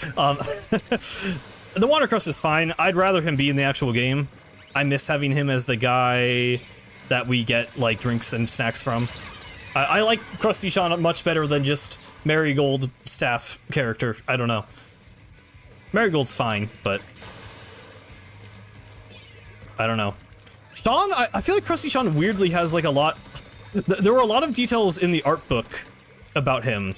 Like, he plays, like, futsal and likes watching movies, and, like, they specifically said, like, he wants, like, a small girlfriend. Like, there's just lots of weirdly very specific details about Krusty Sean. And then the fact that he, you know, he stopped running the shoe store to start a food truck, like, I guess whatever the Wander Crust stuff, like, I don't know, Krusty Sean, for a random shopkeeper, Krusty Sean has come a long way. He weirdly has a lot, like, of actual details about his life and interest and stuff. Yeah, what's cracking, Squiddos? That line goes hard. That's fire writing, actually, right there. Harder than any of Grizz's lines ever. Yeah, he also had the best music of any of the shops in Splatoon 1.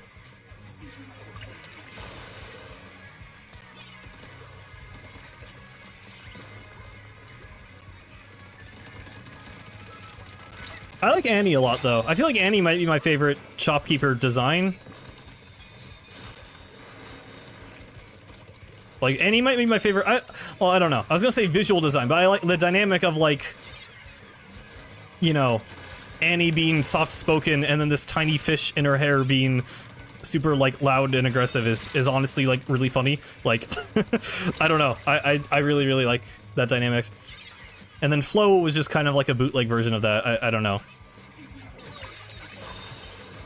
I do not like Flo nearly as much as Annie.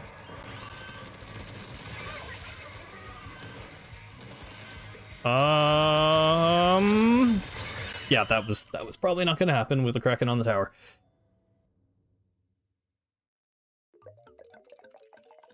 Do. But yeah, even like Krusty Sean, Bisk, and Flo got Final Fest.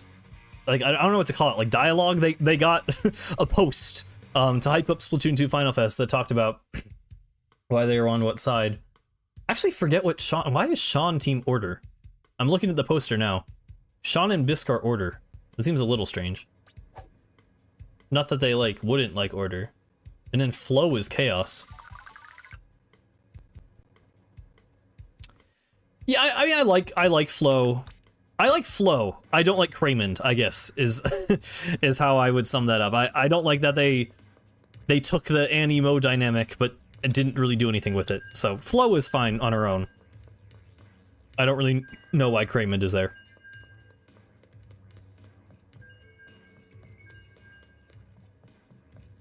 Yeah, Flo is fine. I don't know. I'm not a Flo hater. My feelings aren't that strong. Yeah, well, that was kind of why I didn't like that they... I don't know. I mean, I guess if you want to view it as a character arc, maybe it ends up being better, but, I thought it was, you know, Annie had social anxiety, so she went to the online shop, and then in Splatoon 3, they're like, oh, Annie's back. And I thought that was kind of weird. But yeah, I guess if you view it as her overcoming the anxiety, that's a better way to look at it. Yeah, I mean, if you people didn't play Splatoon 1, I don't know. It's probably just like nostalgia bias. I don't know if there's like an actual valid reason, but the Splatoon 1 shopkeepers just feel so much more iconic to me than the other ones for some reason. I do like, Splatoon 3s are okay. I like Mr. Coco.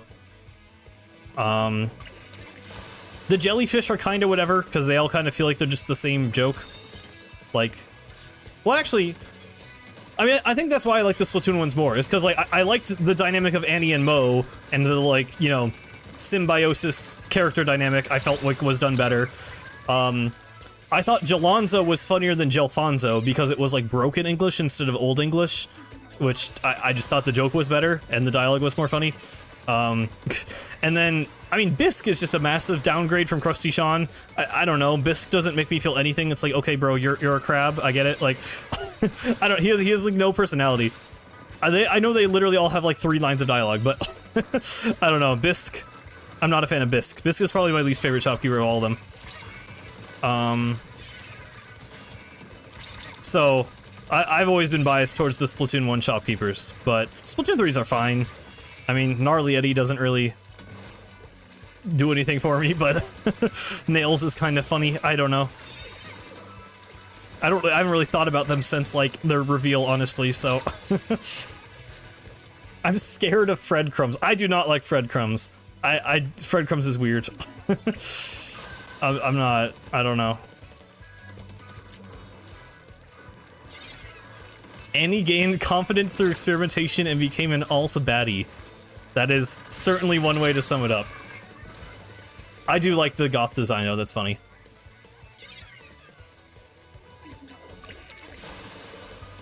Breadcrumbs just feels like a weird, like, developer joke that went too far. Like, I don't... I don't know. I get that, you know, Krusty Sean also had the... Well, again, I feel like Krusty Sean was just the joke done better. Because, like, the thing with Krusty Sean is that it looks like he's fried, but it's actually just his jacket. Because then, you know, like in Wandercrust, he takes it off. But with Fred Crumbs, he's just literally fried. And it's like... It's funny, but it's also like, how do you think that you're literally supposed to fry yourself to look like that? Like, I don't know. I guess that's the whole joke, but it's just like, I don't get how you literally get sliced and fried. And, like, first of all, like, why is he just fine with that and alive? And also, like, why? I don't know. It's just weird.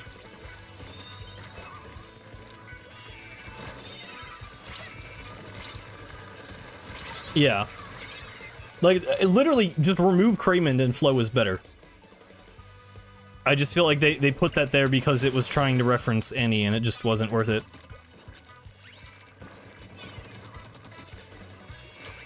I mean, it's the same thing with Gnarly Eddie, really. It's like, they just wanted to have big creature and small creature companion, so they just put Nails there.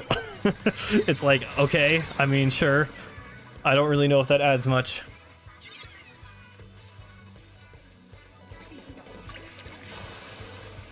either jokes or make me deeply uncomfortable. The only one who makes me uncomfortable is Fred Crumbs. I like Mr. Coco. I think Mr. Coco is fun because he's like big buff gym guy, but he has a little high-pitched voice and he's all friendly. I don't know. I think that's kind of funny. I like him.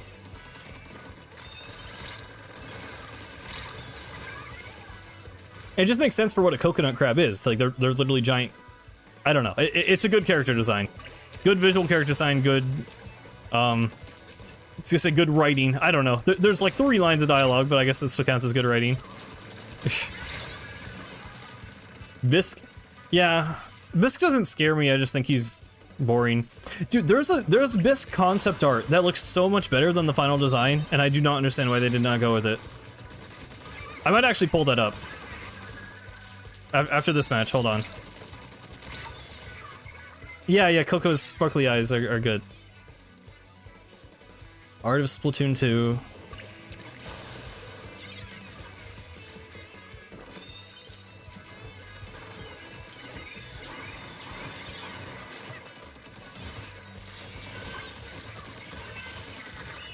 Nice.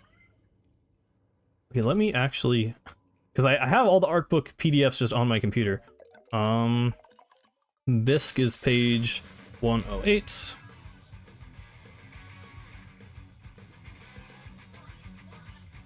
Am I able to just bring this up?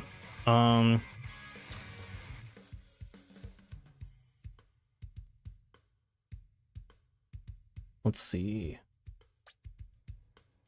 Oh, see you, friend of yours. Thanks for hanging out.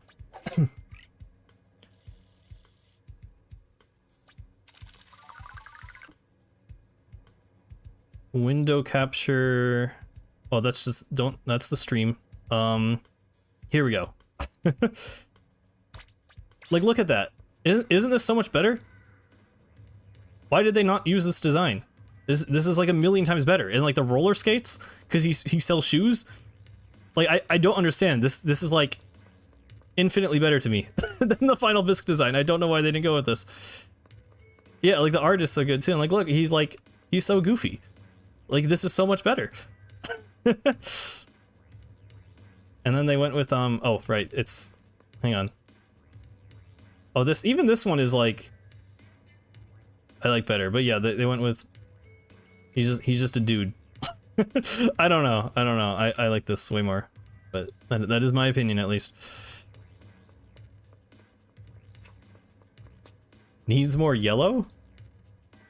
I mean, I might have just been like the shading. I feel like he's still pretty yellow.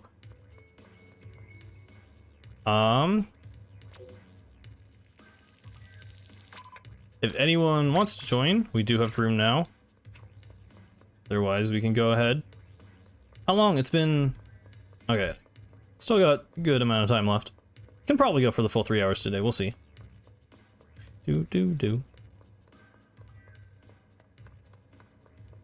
So why does window capture automatically capture a window? That's kind of annoying. Like...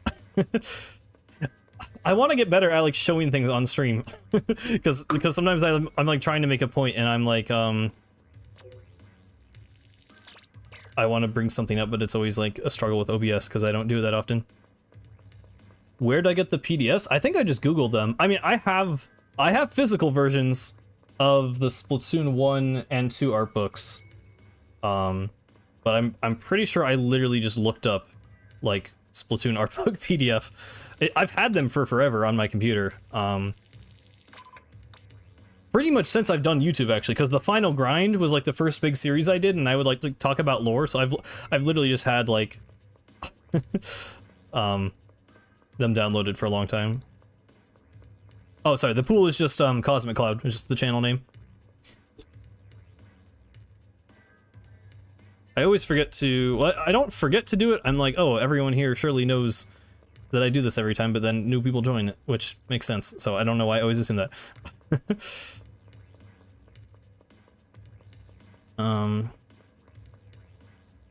Yeah, I feel like, I mean, the Wonder Crust is cool as like a little bonus challenge to get people to use the app and to give us gear, but I feel like they could have been like, Sean finished his Wonder Crust tour and is now back selling shoes. Like, I don't know. I would not have minded it. I mean, Fred Crumbs is fine. Like, I don't think the game is worse off for Fred Crumbs being in it. I just don't particularly like him. What Splatoon characters could you beat in a fight?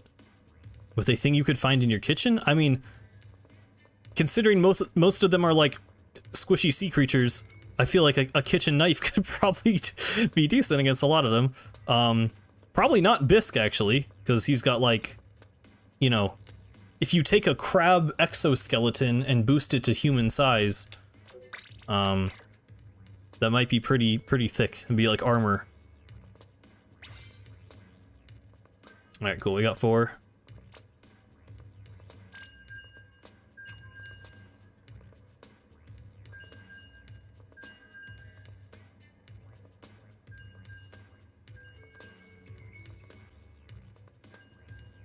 But yeah, with like the PDFs and stuff, like I just have like a whole a whole Splatoon lore database on my computer because I literally have footage of me playing through all the campaigns at this point.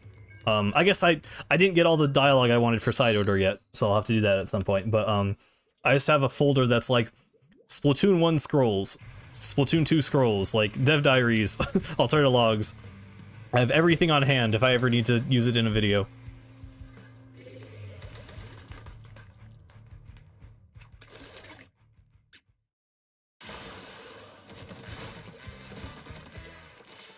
Bum, bum, bum.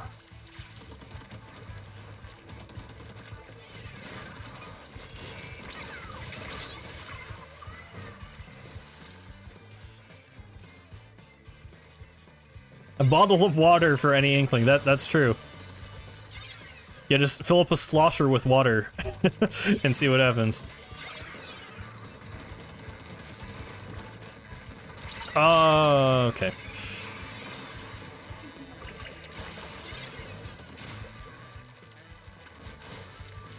Beat up Gel LaFleur with a big spoon. I mean, don't Man-O-Wars have stingers? I feel like Gel LaFleur would be the most dangerous of any of the... I was gonna say the jellyfish shopkeepers. I guess he's... Are Man-O-Wars a type of jellyfish or just like a similar thing to jellyfish? I'm not sure how the classification works there.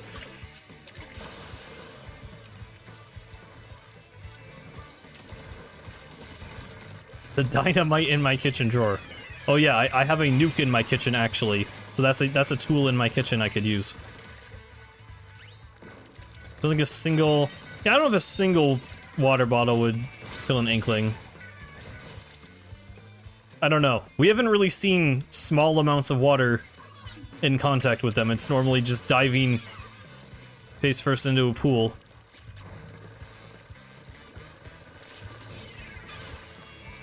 I still don't know how rain works. I would like an explanation for rain eventually, with the water weakness.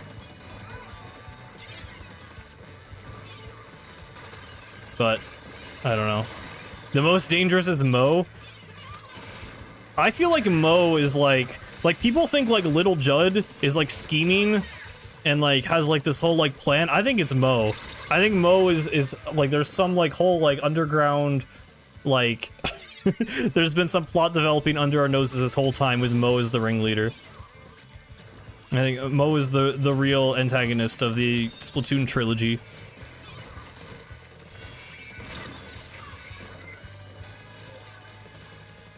Well, isn't that dialogue like Pearl says stay hydrated and then Marina's like, actually, water's lethal to us?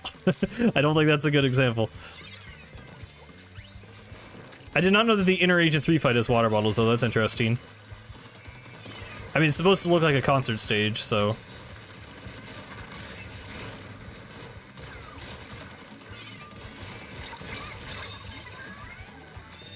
Why do you think they made Glenn Fiddler? I think they made Glenn Fiddler to become a running joke on my YouTube channel, where we talk about a character who will never have lore relevance as if he is the most important character. I think that is the only reason he exists.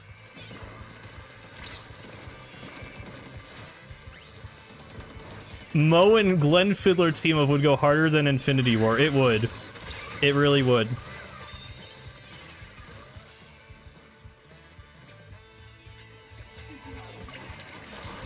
unironically, I don't know why they made Glenn Fiddler, though. Like, it does seem, you know, I always was saying, like, it's not that weird to have a unique character model just for a sunken scroll, but it is a little weird, right? Like, now that Side Order is over, like, I'm not trying to argue that he's ever going to be important. Not that I ever was doing that before Side Order, like, unironically, but it is an interesting amount of work for a character that will probably never show up again.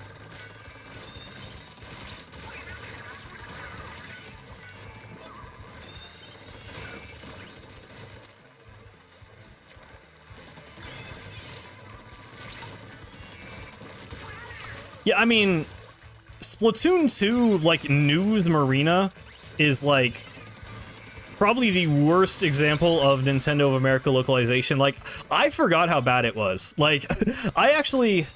So this is a weird thing to bring up, but I actually reread literally all of the Splatoon 2 news dialogue the other day, just partly because I was bored, and partly because, like, someone was asking... Someone asked some, like, lore question. I don't even remember what it was now, but someone was, like, looking for where some idea came from. And something with off the hook. And I'm like, oh, I bet it was, like, something on the news. And it wasn't, by the way. This was a total waste of time. But I literally went ahead and reread all of the news dialogue on the wiki for every stage. And, like... I mean, Marina feels like a different character. Because for anyone who doesn't know, like, you know, Pearl and Marina are, like, super, like, flirty and gay, like, all of Side Order. That's just how they are all the time in Japanese. Like, they were like that all of Splatoon 2. So in English, it kind of reads as, like, them becoming, like, closer and, like, becoming more romantic or whatever, but, like, Marina was just always like that in Japan. So, like, Marina's news dialogue in English, like, basically none of that is translated literally. Like, they just made that completely up. They also, yeah, they made her too mean. Like, I think... I don't know, in retrospect, it's kind of annoying. Like, I get that they maybe didn't think the archetype of her being like, oh, Pearly Senpai, like, maybe that wouldn't come across, like, as well in English, and they didn't really know how to, like, do that, but, like, they just made her a different character. I don't know, it's weird, like... They just tried to make her Marie too. And for anyone who doesn't know, there was literally a patch because she was too mean. They patched out her rudeness to make her more in character. Like, it was that bad. Which is still hilarious, by the way. Like, they literally had to patch Marina to be nicer to Pearl because the localizers made her too mean. Like, I still wonder, like, what happened there. Like, if the devs just realized that, like, or I wonder if, like, the Japanese devs were like, hey, like, you made our character, you mischaracterized Marina, fix it. Like, or if it was just like a thing they realized themselves. I don't know, but that's still crazy that happened.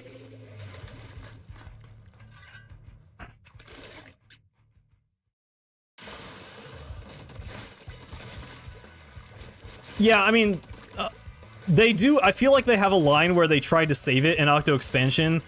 There's a line, like, first of all, in general, in Octo Expansion, Marina's a lot more in character to her Japanese version, and is just, like, you know, more about just figuring out what's going on in the Deep Sea Metro and analyzing enemies and, you know, just being herself and not being mean to Pearl for no reason.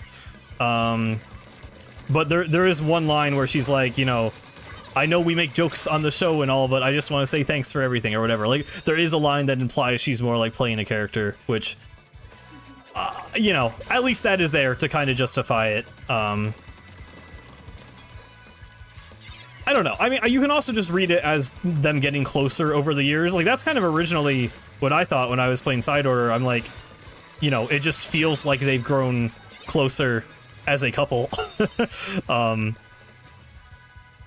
But yeah, in retrospect, it is a little weird how Marina acted in Splatoon 2, because it really doesn't feel the same at all as Splatoon 3.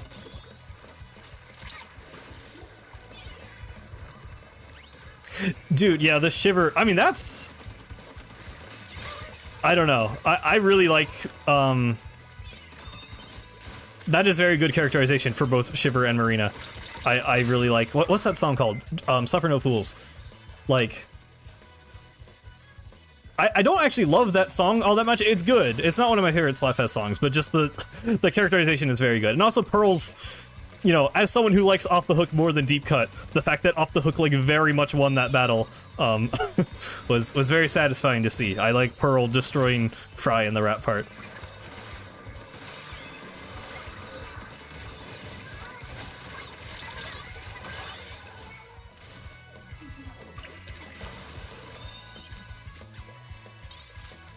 Yeah, well, I low-key am not sure if it is, like, Marina genuinely not picking up on Shiver's sarcasm, or if it's just also backhanded sarcasm, because I don't know, they're like, I don't know if they're both playing on, like, a, 200 IQ level with their lyrics there, or if Marina just actually didn't get it. Because in the interview, they actually implied that Marina didn't really get it in the interview, I think. Because Shiver was like, you won a battle you didn't know you were in or something. Yeah. I kind of forgot about that. But yeah, that actually was confirmed. I like that Shiver did, you know, admit that they lost, though.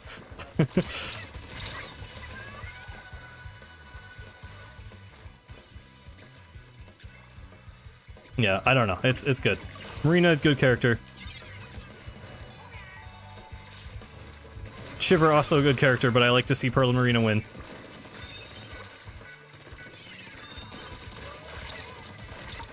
Ah. You were also picking Present, cool. Yes, I think Present might be the most popular, which low-key surprises me, but, I know Twitter polls are not the end-all be-all, because that's not where the whole player base is, but there's like, I think there's normally like a really big, like, Japanese poll for Splatfest teams that has a decent, success rate of predicting the actual popularity winner of Splatfest, and it had Present in the lead. Not by a crazy amount, though. And I'm sure people can change their minds in 2 months.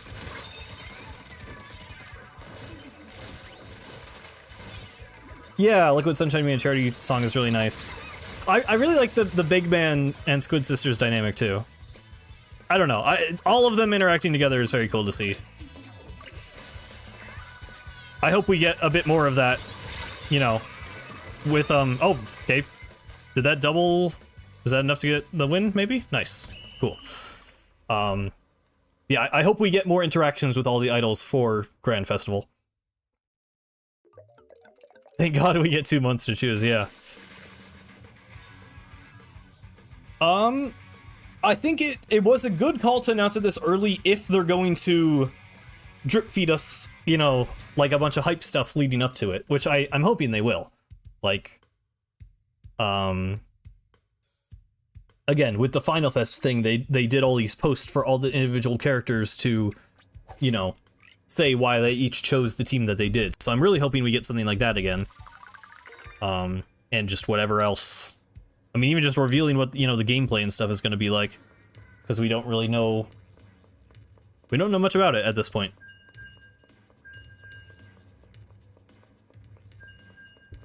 Off the Hook probably does contribute to Present. Having a lot of popularity.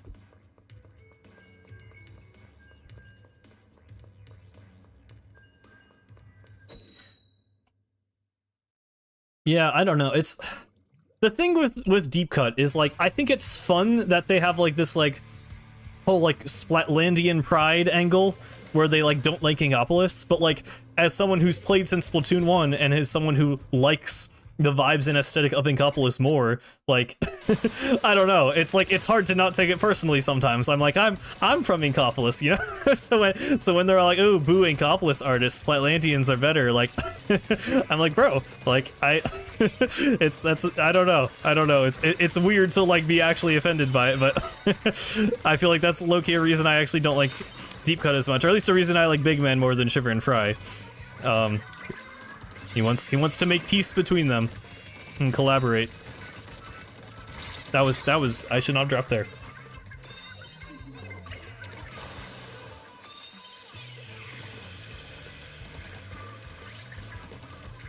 Yeah, I don't know if they fully come around. I think maybe it's the intended character arc. Obviously, they are collaborating with Inkopolis artists now, but it still felt kind of like begrudging in the interview to me. I don't know. Maybe by the end, Shiver and Fry will be all like, "Oh, you Inkopolis people are all right, you know that?" or something. I don't know, but oh shoot. Gotta be patriotic for a fictional setting, yeah. I don't know, it's a weird feeling. I'm like, I had to like double check myself. I'm like, why am I getting mad at this?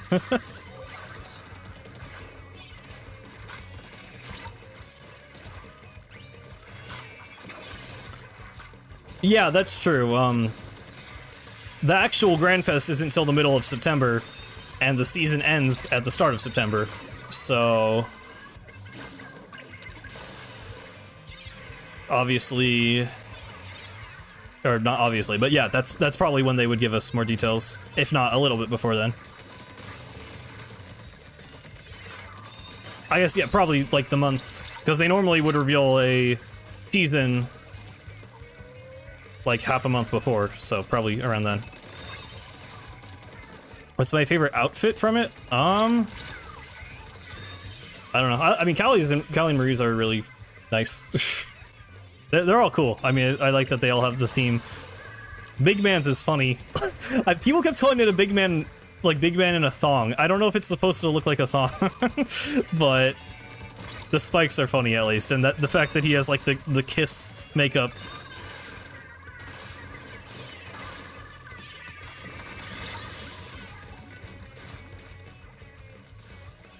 Five feral sharks heard the stream and are breaking into my house.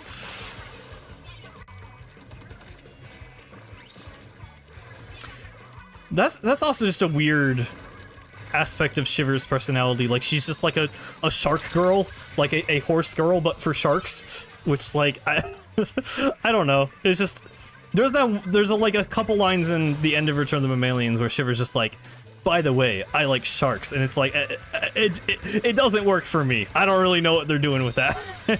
I think that's kind of weird, but I don't know. Maybe it's just supposed to be funny.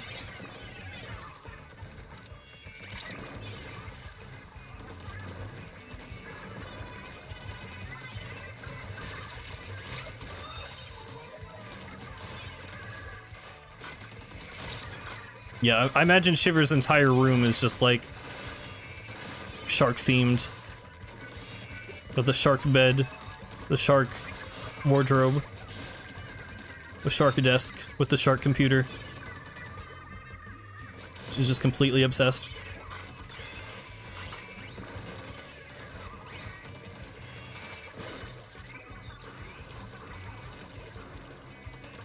Just changed my entire view of her. I mean, that's basically what she is. I don't know what to tell you.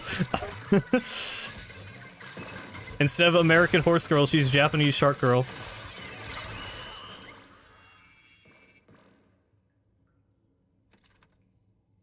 I think Blahaj, is that how you say it? I don't even know. It's like a Blaha, all right? It's Swedish, I think. It's the IKEA sharks, the IKEA shark plushes. I feel like I probably said it wrong both times, but yeah.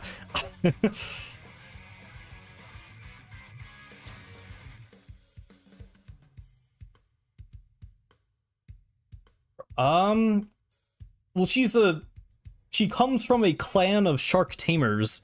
I don't know if she's better at it than anyone else, but I mean, probably better at it than Fry and Big Man, but you know, in her own family. I don't know. The clans are interesting. I mean, if they wanted to give us lore about them, it's same thing as Agent 4. Like, I might care about them if we knew anything about them. But we don't really. I mean, we have 3 sunken scrolls, one for each clan. And the Big Man one is just like they eat food. So, yeah, not giving us a whole lot to work with.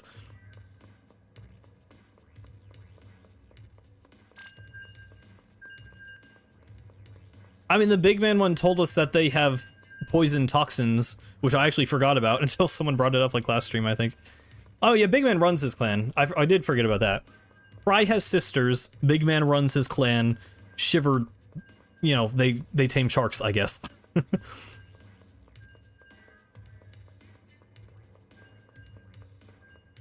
Shiver and Fire in their animal onesies, and Big Man is a plush version of himself. I don't think they would do that, but maybe in some 2D art. I don't know about in-game. I don't think they're not just going to keep pushing the teams in the turf wars. I don't think we're doing 4-way turf war. Maybe 4. 4 would be like the absolute limit. And even that would be kind of stupid, I think. I really think we're going to be probably going back to 2 teams and probably just having some other kind of mode.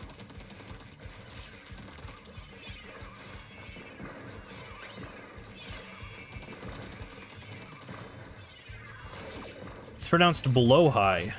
Interesting. Okay, yeah. I know a lot of people say blahaj, but then I remember hearing that was wrong. So I will maybe remember that. I will try to remember that.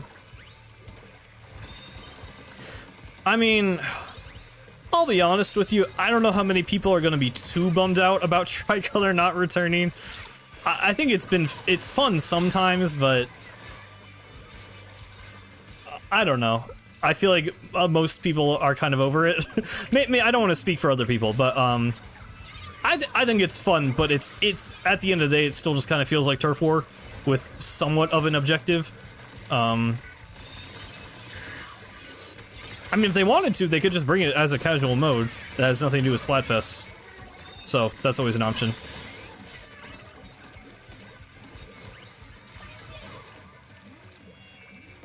Oh yeah, the bi-color. I mean, yeah. You could say they're officially called that, but I'm pretty sure most people are just gonna say turf war.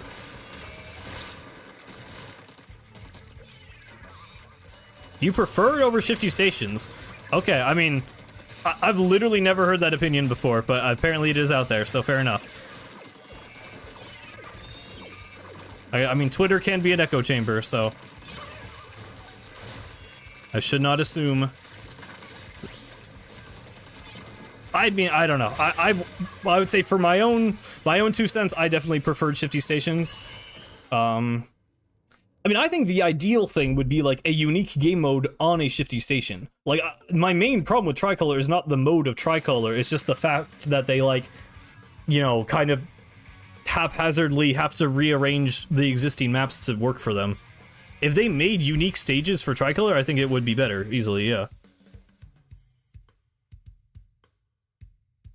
Bicolor equals woke.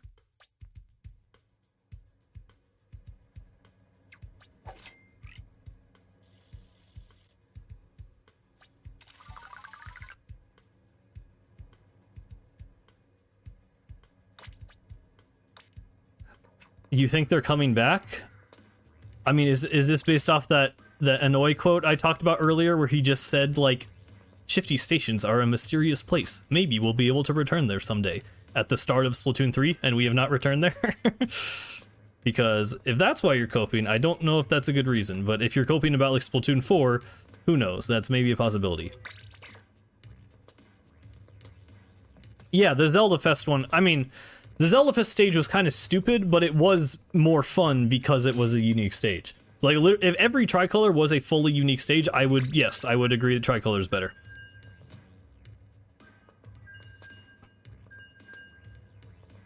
It's kind of weird, too, because, like, I don't know. I never want to, like, assume the workload of devs and say, like, oh, we should have more content, because, I mean, you know, sometimes it's okay to say that, but I generally am happy with the amount of content in Splatoon 3, and I'm not the type of person to, like, complain, really, about that, but it's kind of crazy that Splatoon 2 had a unique map every single month. And then in Splatoon 3, Splatfests are not every month, there's more time between them, and we don't get full unique maps. Like, it feels a little odd. Like, I don't know why the workflow would have gotten worse. And I mean, it's kind of the same thing with, like, side order taking so long. Like, Splatoon 3 has more content in it now, but the rate that content was added to the game, I guess, I don't know. People already talk about this a lot in terms of weapon kits, but I don't really care about weapon kits, and I don't really Splatoon 2 had a worse launch than 3, so I don't really think that's actually as comparable as a lot of people think it is. But in terms of Shifty Stations, I really don't know why they weren't able to keep making Shifty Stations. Because I really feel like it would have been better. COVID probably did have a decent impact on it, I'm sure. And I guess maybe part of it is that Splatoon 3 did have all weapons at launch and 12 maps at launch. So maybe that, you know, maybe in Splatoon 2 they had actually made a bunch of the Shifty Stations pre-launch and were just able to, you know, wait and then roll them out as Splatfest happened. That's very possible, so it's hard to say without knowing the behind-the-scenes look. It is a little unfortunate, though. But, you know, Splatfests are really not the end of the world for me anyway. Like, I play Splatoon mostly to play ranked.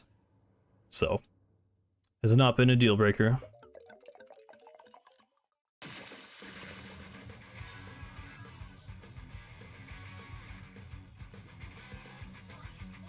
No, COVID did not break the timeline. Side order happens at the same time as Return of the Mammalians. That's, so I mean, maybe that's what you're thinking of, but besides that, the dates all line up.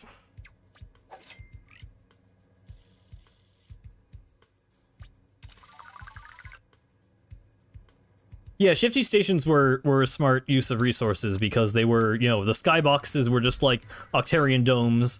I think most of the textures were probably just from single player. They used the gimmicks from single player. Like, all they really had to do was, like, modeling and UV wrapping and lighting probably, and I mean, I'm sure some level of balancing and adjustment and stuff. I don't really know what goes into making a Splatoon map besides what I can assume, but yeah. Lots of reusing assets and resources and just cleverly remixing them into new content. Shifty Stations coming back came to me in a dream. Well, Flounder Heights coming to Splatoon 2 came to me in 3 separate dreams during Splatoon 2, and that never happened, but it did come back in Splatoon 3. So, whatever that means for you.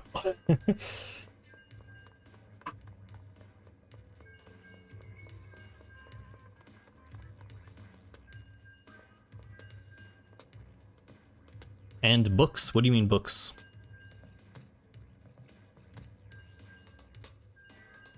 I know a lot of people were confused because when they first announced Splatoon 3, they were like, the final Splatfest that happened 2.5 years ago. So then everyone was like, or like I think they said 2 years ago. So it was like, oh, Splatoon 3 takes place 2 years after Splatoon 2, but no, it just had literally been 2 years in real life, and it was, they were still going off like the moving in real time thing. So I know that threw people off for a little bit.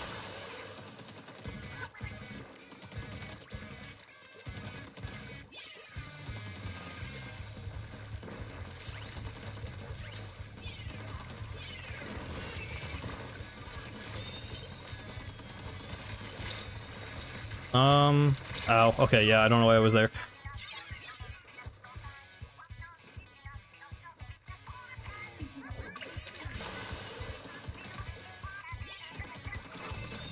Yeah, I mean, I don't know. I think, like, a lot of single-player gimmicks would not work very well in multiplayer maps. Like, I guess it depends where you stand and, like, you know, how you play the game. Because I like the maps.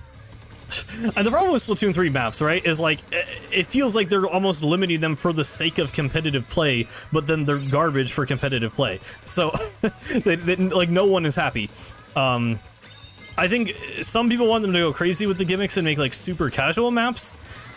Personally, I like it, you know, I like the maps to be designed in a way that makes them work well for competitive matches. Because even though I'm not a comp player, I like playing ranked, and I want the matches to be fair and not have, like, gimmicks that just feel stupid. Which is why I think the Shifty Stations worked as a way to just have a map that was kind of stupid. You know, it's like, okay, this is like, you know, the casual mode of Turf War, and this is just like a fun event when all the casual players who, you know, don't try hard the game come back to play the game. So we can just have these silly maps with gimmicks that aren't necessarily super balanced and are just fun.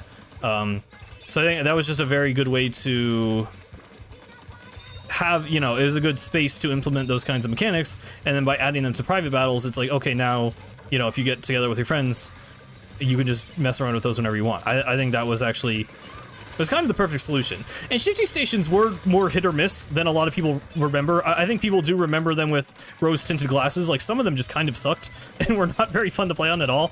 Like sometimes, you know, the gimmick was just kind of stupid, and sometimes the matches weren't really fun. But the ones that worked really worked, and the fact that we got a new one every month kind of made up for the ones that were misses.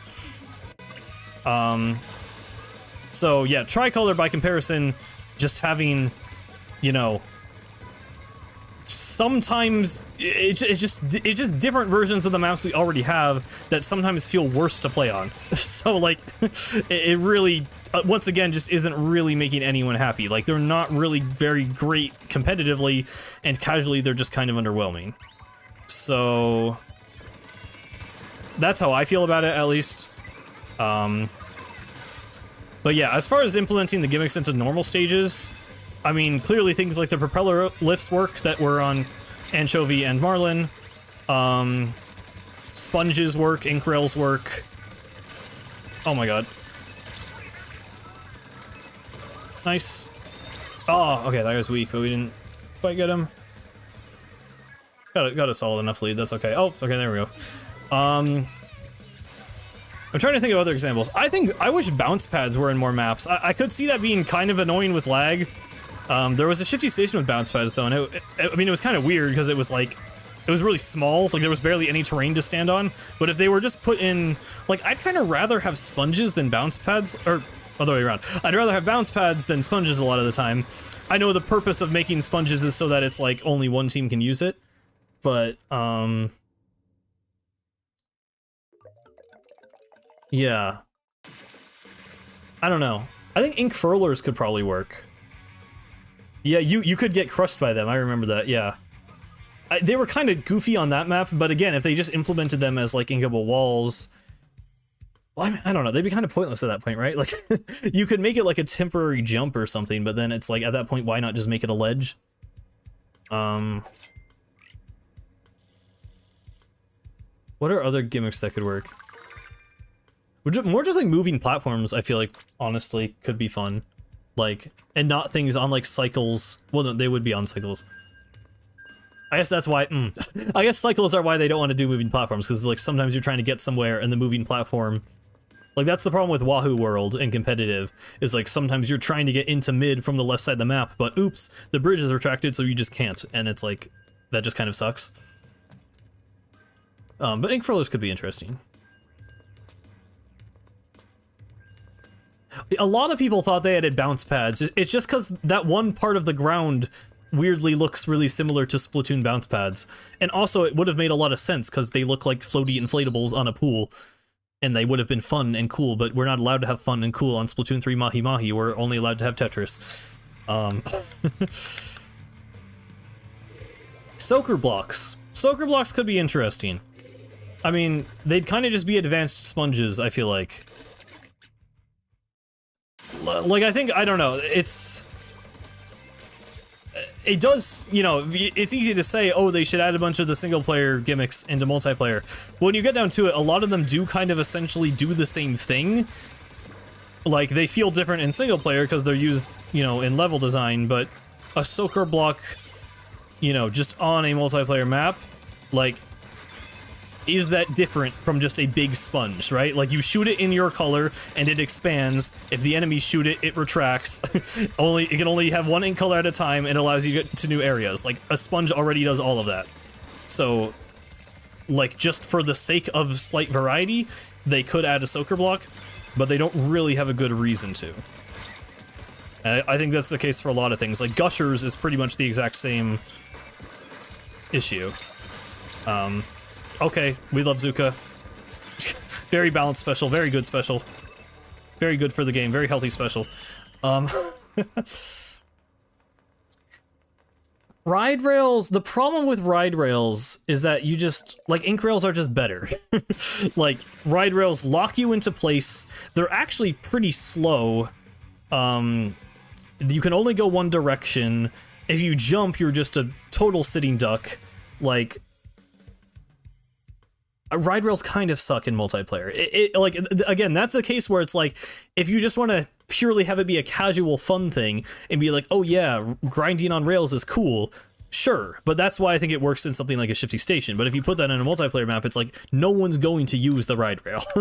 Like, unless it gives you a new route, and it's just like, I mean, it could be like a risky thing as like, you know, you're risking being super vulnerable to get, you know, this side route, but like 99% of the time you're going to get shot off the rail by a charger, you're going to get, you know, instantly sniped the second you land. Like, it just doesn't work when you actually think about how they would implement it. Grapplinks, I think, would actually be really cool. I like grapplinks. Just make it so that, like, Killer Whale doesn't, you know, activate a grappling. If only main weapons activated grapplinks, well, you kind of have to make bombs activate them, because some weapons just don't have the range.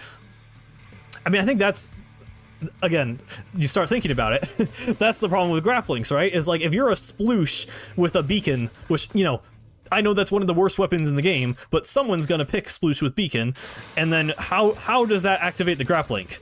Like, if you add a gimmick that some weapons just straight up can't use, it's kind of a balancing problem, because then some weapons are just like, I think it's okay for certain maps to favor certain weapons, but if some weapons literally cannot use a route that other weapons can, I think that's kind of a problem.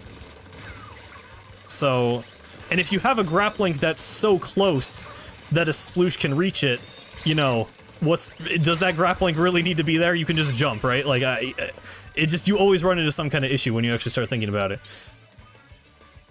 Let's head to ink balloons. I do not think balloonfish would be very balanced. Imagine a balloonfish on Splat zones. Yeah, and oh, the speedrun thing. I was thinking of the Shifty Station, but yeah, in Splatoon 2, Stingray could activate grapplinks, so there was like a speedrun trick where you could literally like skip like 2/3 of an entire single-player stage by just Stingraying the grapplink at the end, and then there was a Shifty Station that had grapplinks, and Stingray could still activate it, so you could literally just fly across the entire map. I mean, that was fun. That was stupid, but that was fun, which again, is stupid but fun is what Shifty Stations should be. I'm not sure it's what normal multiplayer maps should be. So, it's hard to figure out how to make it work.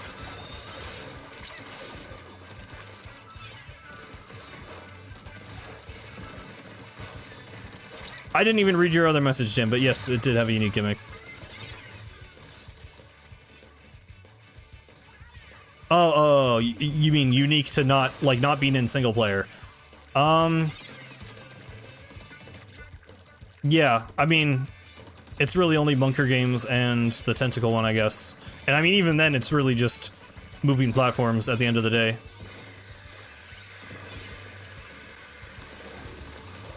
It's my opinion on brushes.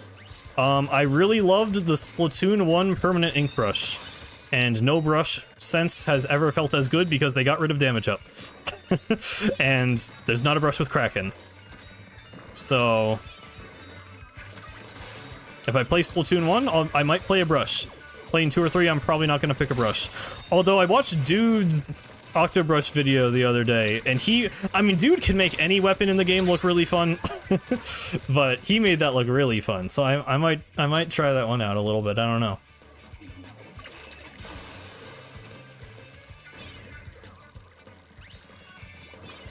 I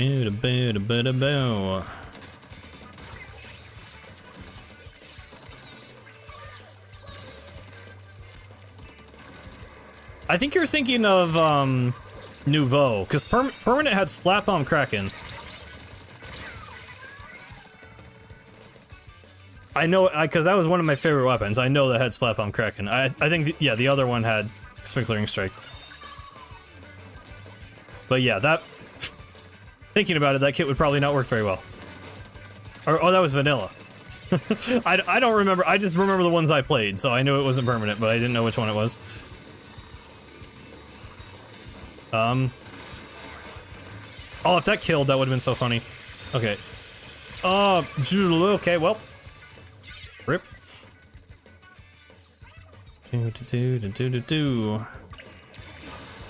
I liked Paintbrush for a while in this game. I kind of forgot about that. I had a whole Paintbrush arc. Oh my god. Paintbrush is cool. It's just kind of like the slow startup is what kills it.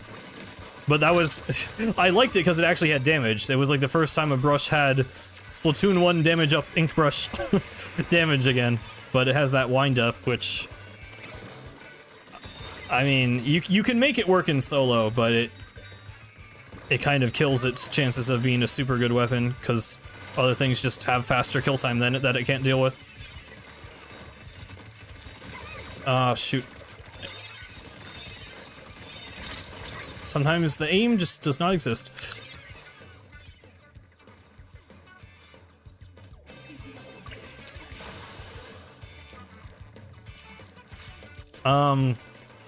I mean, if a map is asymmetrical, I don't know what you mean by balanced perfectly. If it's asymmetrical, it kind of can't be balanced perfectly.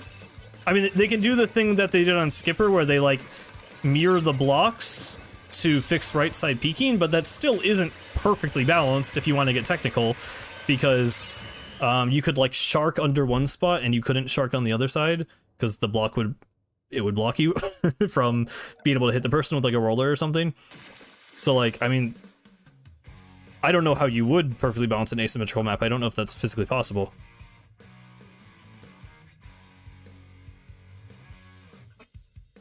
Well, but yeah, it's mirrored symmetry rather than rotational symmetry. I think some people refer to them as asymmetrical, but yeah, I mean, that's obviously incorrect.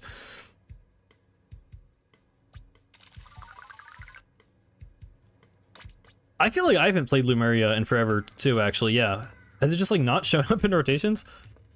That's weird. I feel like I literally have not played it since, like, the first week of the season.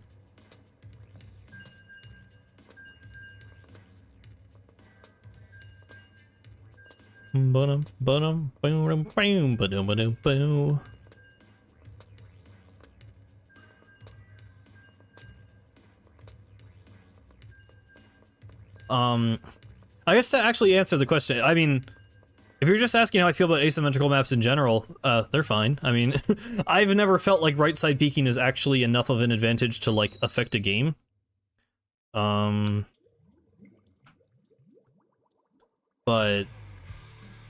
I don't know. I guess none of them have ever been my favorite. Salt Spray Rig, Skipper Pavilion, and Lumeria are not my favorite map in any of the games they appear in, but they're all decent. I mean, debatable for Salt Spray, I guess. Salt Spray is a map that I just find dumb but fun anyway. Like, it's terrible for competitive, but I mean, Splatoon 1, I really just did not care. And when I go back to Splatoon 1, I don't tend to care very much about competitive viability. I'm just trying to have a good time, so... You know, again, mileage may vary. Salt Spray's... I was gonna say it's probably my favorite of the three mirror symmetry, but my favorite's probably Skipper, actually. Skipper was, like, pretty good. Oh, Skipper Clams sucked, actually. I'm remembering now, like, the rotations I would avoid in Splatoon 2. Skipper Tower and Clams I remember hating. Rainmaker and Zones was alright.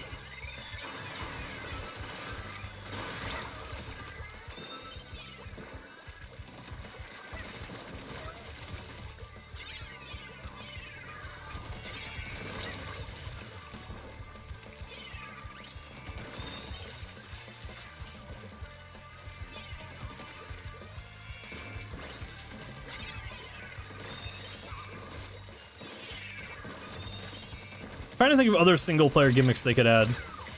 I feel like I did this before. Like, I feel like I literally pulled up the list. Dan, you have an actual problem.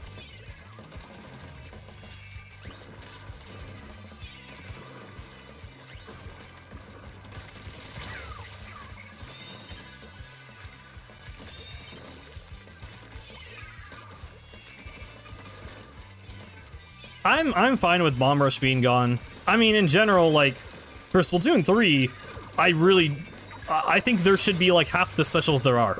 I think this game has way too many specials, so I definitely don't want them to add it to 3 just for that reason.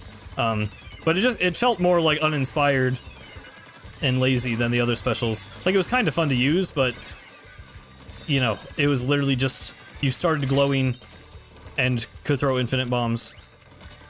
So, I feel like it was just like a, you know, resource light thing they could put in the game.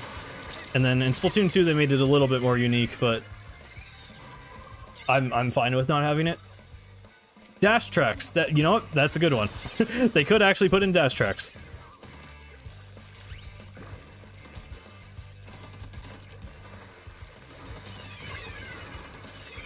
Hello, Olivia.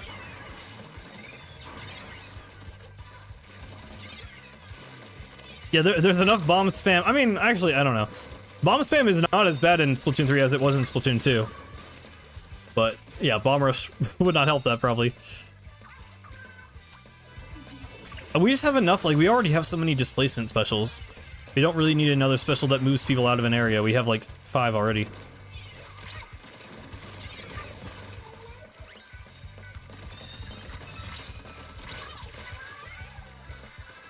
Yeah, I mean, I like it in Splatoon 1 and 2 well enough. I just have no problem with it not coming back.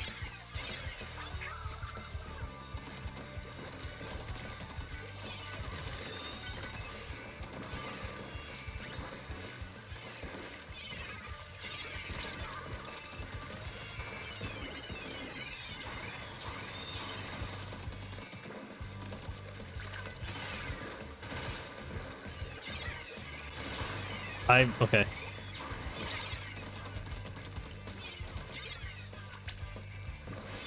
I was not winning that fight. I'm just getting out of there. Oh shit. There's someone behind me, I think. Oh, there is. I don't know why I lived. I did not live, actually. I really did not live.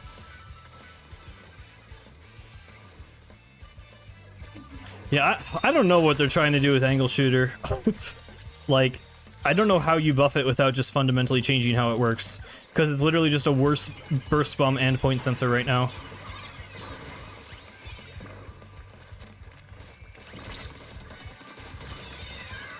And just giving it like paint buffs feels so weird.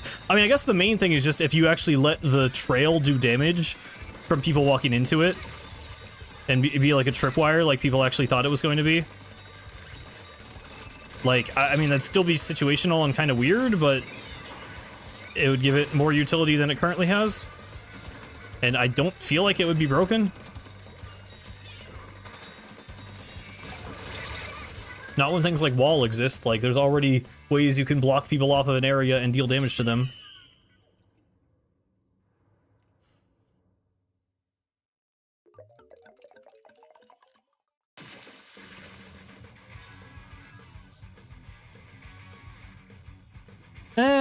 I just think Cooler needs to be toned back a bit. I don't think...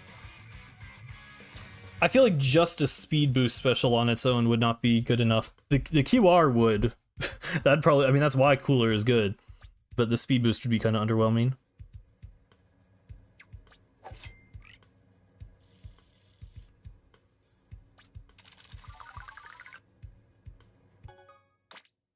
Oh, that was rotation. I mean, I just think they need to, yeah, tone back, maybe tone back Special Saver a little bit, or just tone back the duration. I just think it lasts, like, because that's what happened, right? It got, like, Special Power-Up made it last, like, 19 seconds or something crazy. I don't remember the exact number. But that happened, and then it became super meta. Like, it wasn't used at the start of the game. So, I'm not, obviously that's just people figuring out how good it was. Like, it's the same thing with Zuka. Zuka only got a very small buff, but then now people are like, oh, it's broken, because people just realized how good it, you know, having no startup was. So I'm not saying Cooler would fall out of the meta if you just turn down the timer a little bit, but it might be a little bit more balanced to the point that it's not like, you know, every single team has to run Cooler. 2 subs make it, yeah, so basically 19 seconds. I mean, I feel like 2 subs for a full other, you know, new second is probably worth it. In most cases. Ooh, okay, we are not getting the best rotations on this stream. These are some interesting maps.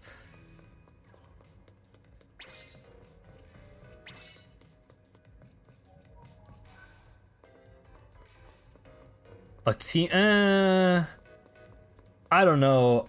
I don't really want to go back to team-wide buffs. Like ink armor was a problem. Ink armor was a problem because one guy would sit in the back and farm armors, and then everyone would just get buffed. Like I think that was kind of the big problem with it. I think Cooler is actually way better designed in that it forces everyone to actually fall back and get the Cooler. I don't want like a map wide, you know, I'm sure if you've watched any of, you know, Pro Char's special design videos, not to just regurgitate everything he says, but I absolutely agree with his stance on global specials being very unhealthy for the game. So I would not be a fan of that. No, Splatoon 3 is still so much better than 2 in so many ways. Yeah, there's things I miss about 2, but the general multiplayer experience I think is still way better in this game. The sun is like shining in my window. I don't normally stream this late, so I don't have this problem, but I'm gonna close my blinds. 1 second.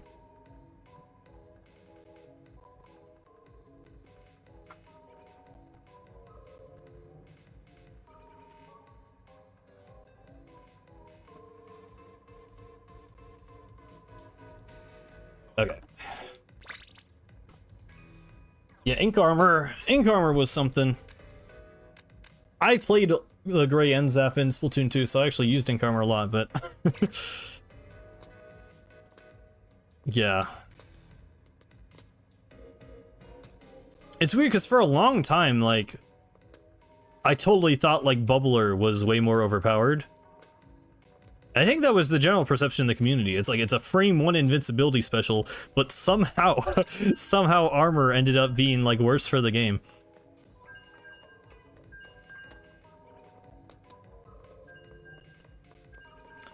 I mean, in a way, I feel like we got lucky with Splatoon 2 having like all of the really problematic specials, because like Splatoon 1's balance somehow just worked out in a way that like no one special really felt all that overwhelming because they were just all really strong. Whereas in Splatoon 2, like, I feel like we got all the bad ones. Like, we had missile meta, we had stingray meta, we had armor, like, like all of the just really awful design happened, like, all kind of in the same environment. And obviously that's, you know, there are similar causes for why those specials were unhealthy for the game. It makes sense, but I kind of feel like we lucked out in not getting, like, you know, one of those specials in Splatoon 3. I mean, we have missiles, but, like, they're barely on anything, they're barely used, they're not really a problem.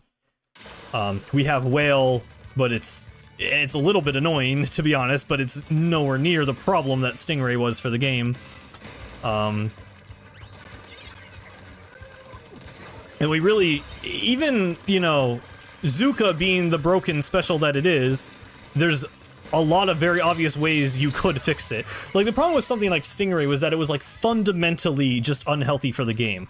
There is no way to make Stingray good for the game, because it's literally just wall hacks at infinite range. Like, I just don't know what they were thinking with Stingray. Okay, nice. Whereas, I feel like everything in Splatoon 3, you know, even in the case of Cooler and Zuka both being really good, you know, it kind of balances out, because Zuka's really good at killing, and Cooler is really good for getting back into the game after dying to Zuka. So, like, it's kind of, it's maybe not quite a Splatoon 1 situation, but it's a similar sort of idea where if two things are really strong, and they, you know, do opposite things, then that's kind of okay. I think the perfect state of Splatoon 3 is definitely one in which Zuka and Cooler are both not as strong as they currently are, but I really don't feel like this, you know, speaking as just a solo queue player, not a competitive player, of course, it's a whole different, you know, conversation there, but as just an average player, I think it's way more bearable to play the game in this state than it was to play Splatoon 2 for a lot of its metas. I mean, Crab really never felt that bad to me. Crab was bad in competitive because you would run 3 crabs, right? Like, Crab was strong, but I don't know. I mean, maybe if you go back to video 6 months ago, I'm like, ugh, crab is so annoying, or however many months ago. Like, I'm sure there are times I felt like it was a little bit broken and annoying, but it still never felt as bad to me as fighting Stingray and missile spam. Like, it really wasn't anywhere close. People just hate whatever meta they're currently in. Like, I really feel like, and people who come, I remember in Splatoon 2, it was like everyone was complaining about like, Kensa Splattershot Pro with damage up. It's like, bro, you did not live through Splatoon 1 Luna Blaster and it shows. Like, that was so much worse. And I mean, obviously, I just have that bias, I guess, of being through the worst metas, but I feel like, you know, it's fair to complain about meta if you're an actual comp player, but I think in a lot of cases, people don't realize how good they have it.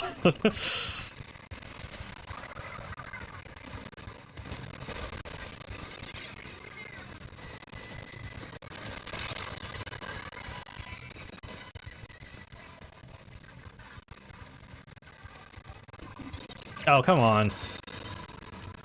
That's unfortunate. Okay. We can probably bring it back. This map is like 2 feet long. The audio? Oh.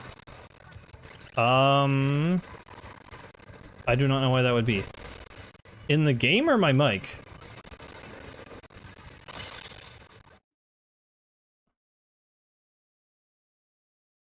Let me know when it gets fixed, because I don't really...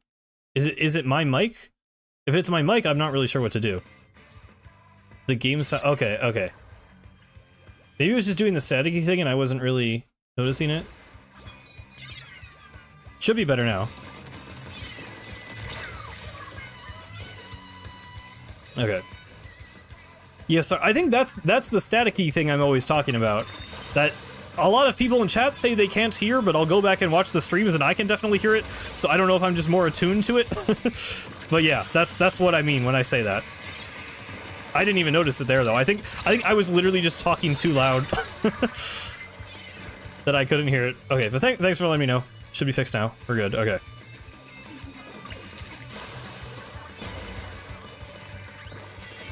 Yeah, I don't know why that happens. I don't know if it's the capture card, like... I don't think it's, like, a physical thing like the cables, because I've unplugged and replugged the cables and moved, like, where I'm playing my Switch, you know, back and forth from college so many times, like... And I've just always had that issue, so... I think it's a software issue. But I've tried messing with the settings, and, like, it sometimes will fix it for, like, 3 days, and then it will just happen again. Did we get lead there? Yeah, I know it's not happening anymore. I'm just explaining it, because it is a thing that always happens for some reason. Oh, 1 point. Oh, man. Okay, rip. Unfortunate.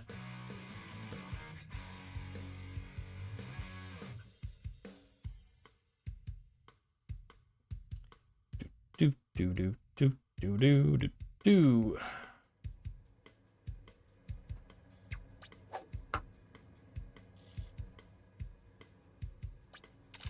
Still, it's like doing like little pops, I feel like, still.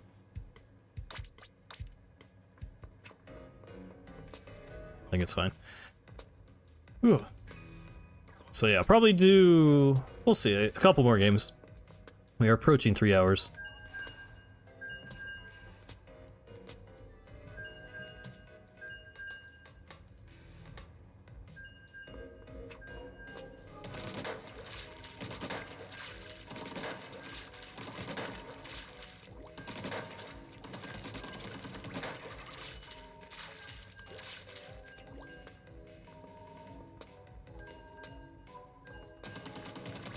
Internet is bad, rip.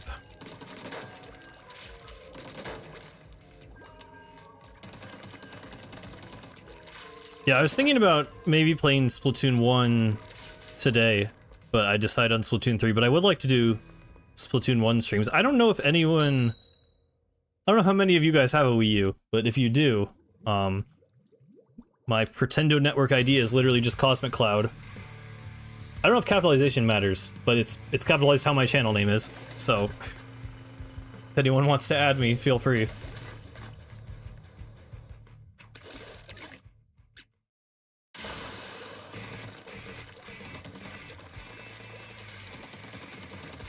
See ya, Splooshy. Thanks for hanging out.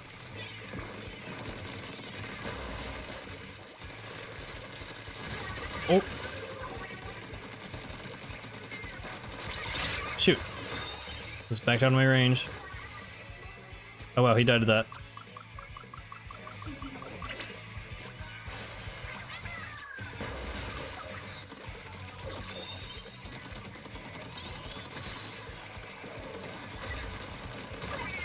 Oh shoot, I should not have fallen.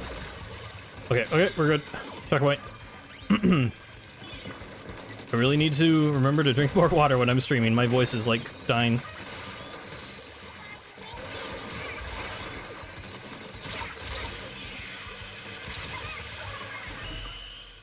Nice. You don't have to mod your Wii U.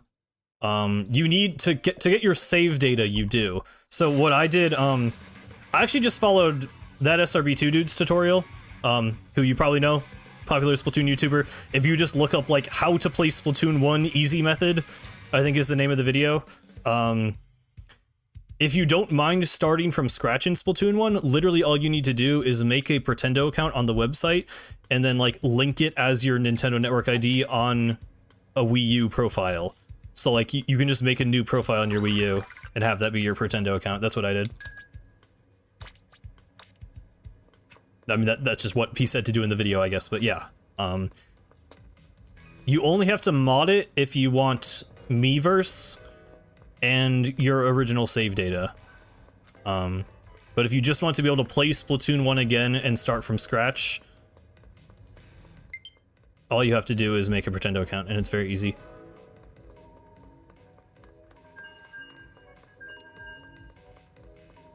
The audio's gonna cut out for a second again here because I'm just gonna reset that. Okay.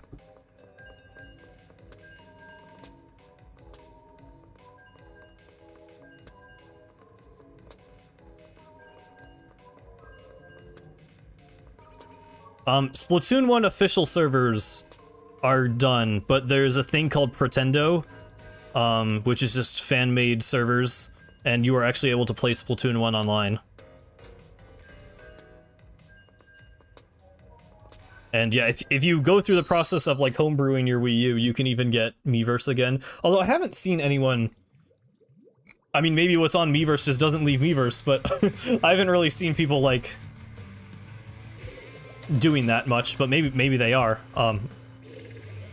I guess if you post to Miiverse, you're not going to also post it to Twitter, so yeah, I don't know. I don't know how active the Miiverse is, but there are actually people on Splatoon 1 on Pretendo. It's not too hard to find games. It's definitely harder than Splatoon 3, but has not taken too long in my experience.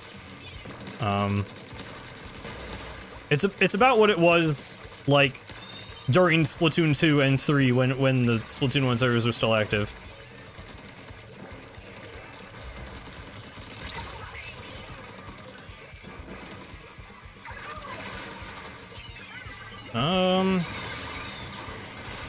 I did not know what I was doing with that Zuka. I had no idea where anyone was.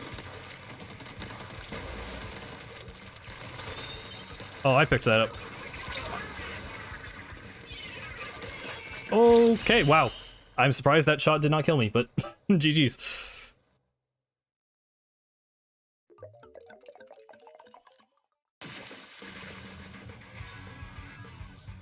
Yeah, for whatever reason, I don't know, I had like a whole like emotional closure with Splatoon 1. I felt like it would cheapen the kind of Splatoon 1 farewell to just immediately hop on Pretendo, I guess. I don't know, like it felt weird to me to just immediately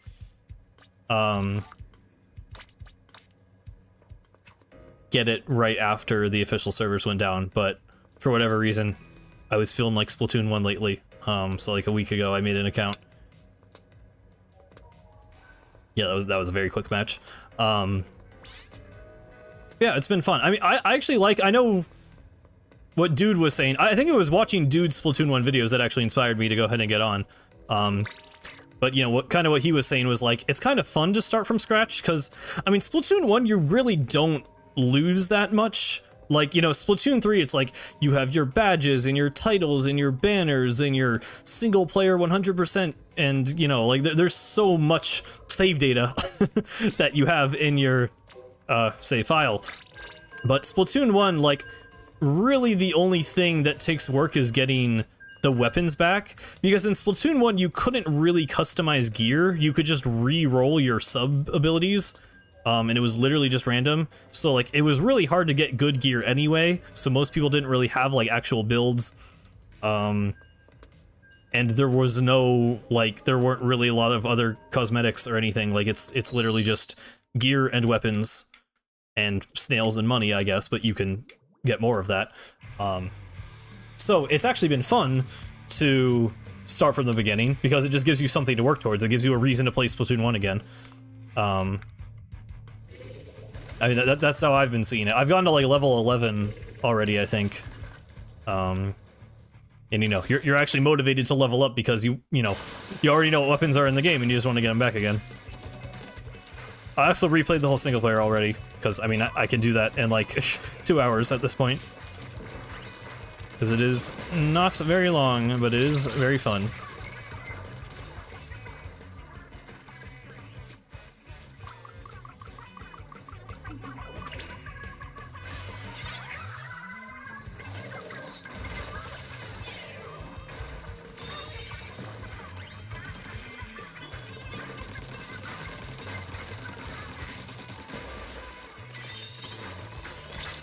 Oh geez, there's some lag in these games.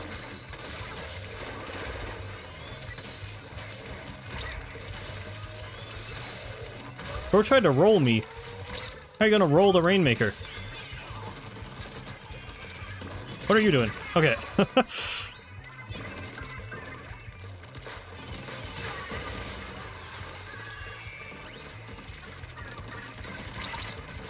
I backed up too far. Oh my god.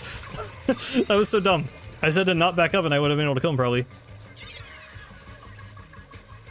Now so beacons.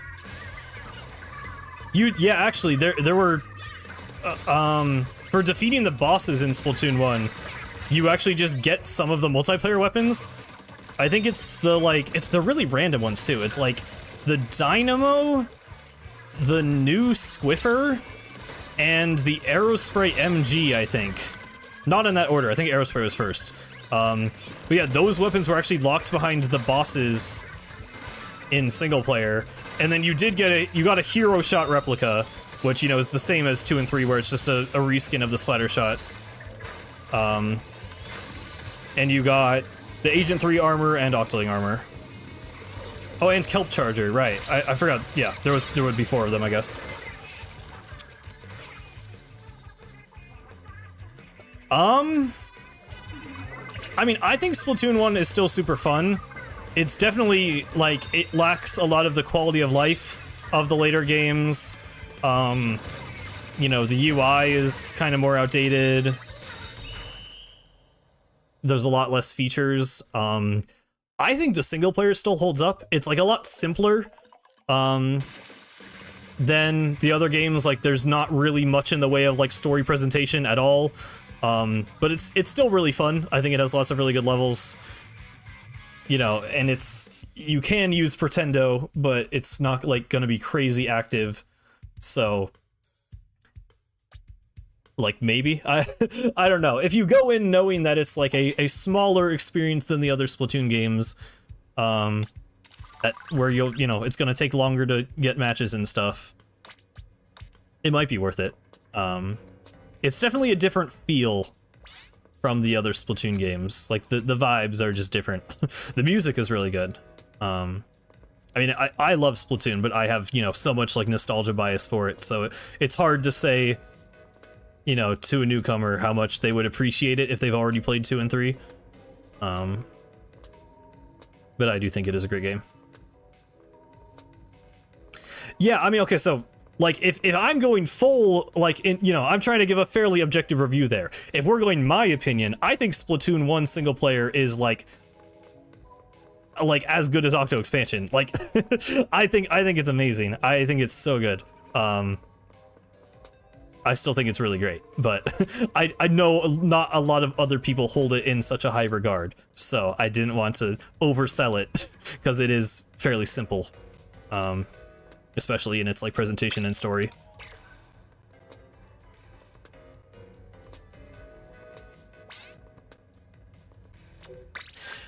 Yeah, I don't know. So, the level design video, I have mixed thoughts on. Like, I'm glad people like it, but it's like, I don't know. There's lots of things I would have done a lot differently, but I'm glad it gave you a new appreciation for Splatoon 1 at least. But the Splatoon 1 section I think was pretty good. I just don't like how much of a, I don't know. I feel like the video started as like this fairly objective like analysis of the games, and then it just kind of devolves into this very emotionally charged Octo expansion is better than Splatoon 3 rant. Which, I don't know. I still think it's a decent video, but I would have done it a lot differently nowadays. Yeah, but again, yeah, if I am allowing my own bias to come out, I think Return of the Mammalians levels are really, really boring by comparison. I actually really don't like them nearly as much as Splatoon 1.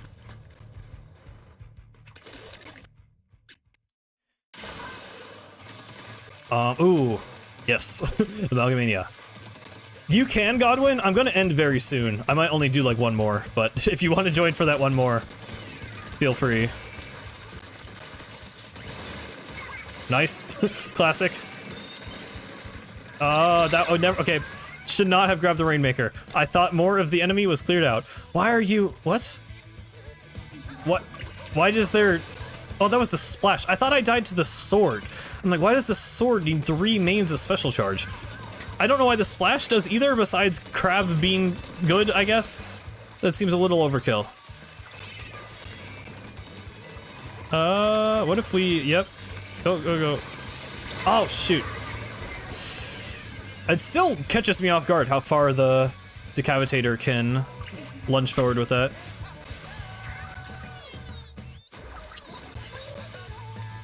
Well, I mean, yeah, I don't know. I think platformer level design, having levels focus on one mechanic at a time, is a good thing. I mean, maybe that's debatable. It's very clearly inspired by Mario 3D World, which is another game I really like. And that game, I mean, you know, as I talk about in the video, it's the whole 4-step level design thing, which I think a flaw in that video is that I kind of claim that that's like the only way to design levels, which I don't think is true. I don't know. I come across in that, I don't like the way I come across in that video, because I think I feel like I was talking a little bit out of my ass for some parts of it, and I say everything very confidently. And I don't think I should have done that, because I don't know that much about level design. But I know I like 4-step level design, and that's why I really like Splatoon 1. I really like that all the levels have a mechanic, they're all clearly focused, and just develop their mechanic to its fullest.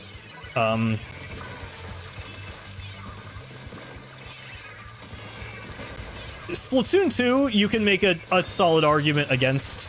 I personally do think I like Splatoon 2's levels more than Splatoon 3's, but I realize that is a very unpopular opinion. Splatoon 3's just feel like none of them go anywhere. Like, they all, like, just, I don't know, they like start to have an idea and then they're just over. Like, I don't know, it's like a weird mix of, like, they're designed like Octo expansion levels, but none of the ideas in them are as novel as Octo expansion levels. It's like, okay, we've already done all of this before, and then the level just ends before it really goes anywhere. That's how it feels to me. I don't know, they're all just kind of really short and underwhelming. And a lot of them do just feel like diet Octo expansion levels, like, directly. Like, they're literally just, you know, again, this is subjective, but as someone who likes challenge in games, the fact that some of them are just easier versions of Octo expansion levels, to me, just makes them worse versions of Octo expansion levels. So not only are they not unique, but they're a step down from what we already saw. So yeah, they introduce the mechanic and then stay on the second step the whole time. They never develop it and twist it fully, and they never really make a proper challenge out of them. It's just kind of like, you experience, you know, here's an idea, okay, bye. Instead of Splatoon 1 is like, here's an idea, here's it a different way, here's it a different way, you know, and then, like, here's, like, it actually being, now that you know how it works, let's, like, do something cool with it that's, like, actually, you know, maybe kind of tricky to execute, like one final challenge. It just, Splatoon 3 levels completely lack the final challenge. They just don't even have that many unique ideas. Like, a lot of the gimmicks are just things from other games, or the whole gimmick is just like, use this weapon to kill enemies, or it's like, you know, they're just really uninspired. I don't know. I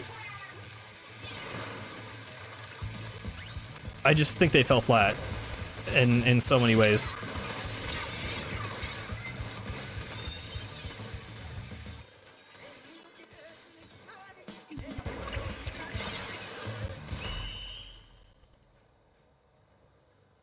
See, okay, the small fry levels were great, because the small fry levels are an entirely new mechanic to Splatoon 3. You know how many small fry levels there are?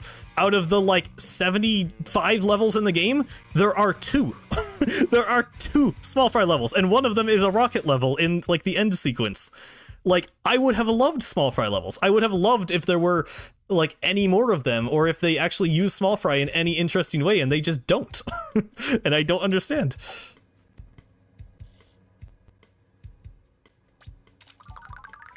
Okay,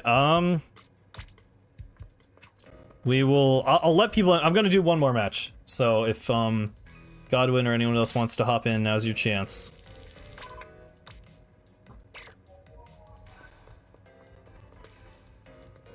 Well, I mean, the music is by Octoplush, which, from the box art, looks like a band of fuzzy Octarians, which does not really explain anything, because we don't know anything about the fuzzy Octarians, which is a whole other issue. But, it's not by Orca, I guess. I can tell you that much. But we don't really understand if fuzzy Octarians are mind-controlled or not, or what they even are, so I don't know. I like Bing Bang as much as this next guy, but who, yeah, well, I don't know. What times in day do I stream? I normally just stream Saturdays. I've been pretty consistently Saturdays for a while now, and around this time. I normally start a bit earlier. Like, I would normally start, like 4 hours ago from now. We don't know a ton about Turquoise October either, yeah, I don't know. Yeah, it was doing the staticky thing. I'll reset it.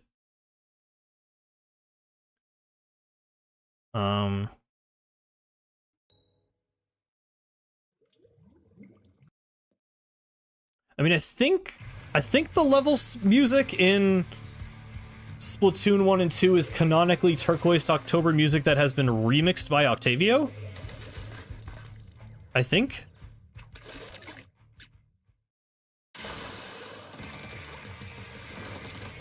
Yeah, I mean, you can literally see in the jukebox in game. You can see the Octoplush album cover if you play the single player songs. But we don't really know anything. Actually, they might have a Splatoon base page. The Splatoon website. So I'm pretty sure they do. You can check it out there. Also, yeah, there's an Octoplush song with dead fishes, like, naming conventions, which I don't know if that's just like a reference, like a canonical reference by Octoplush to dead fish, but like that does feel kind of random. I don't really know. I could not tell you.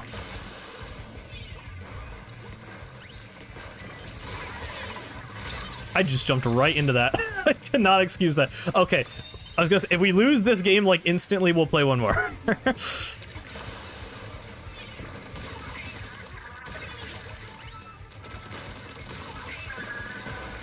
Let us get this out of here. I thought that was an enemy sword for a second. I was very scared. That's a blaster behind me.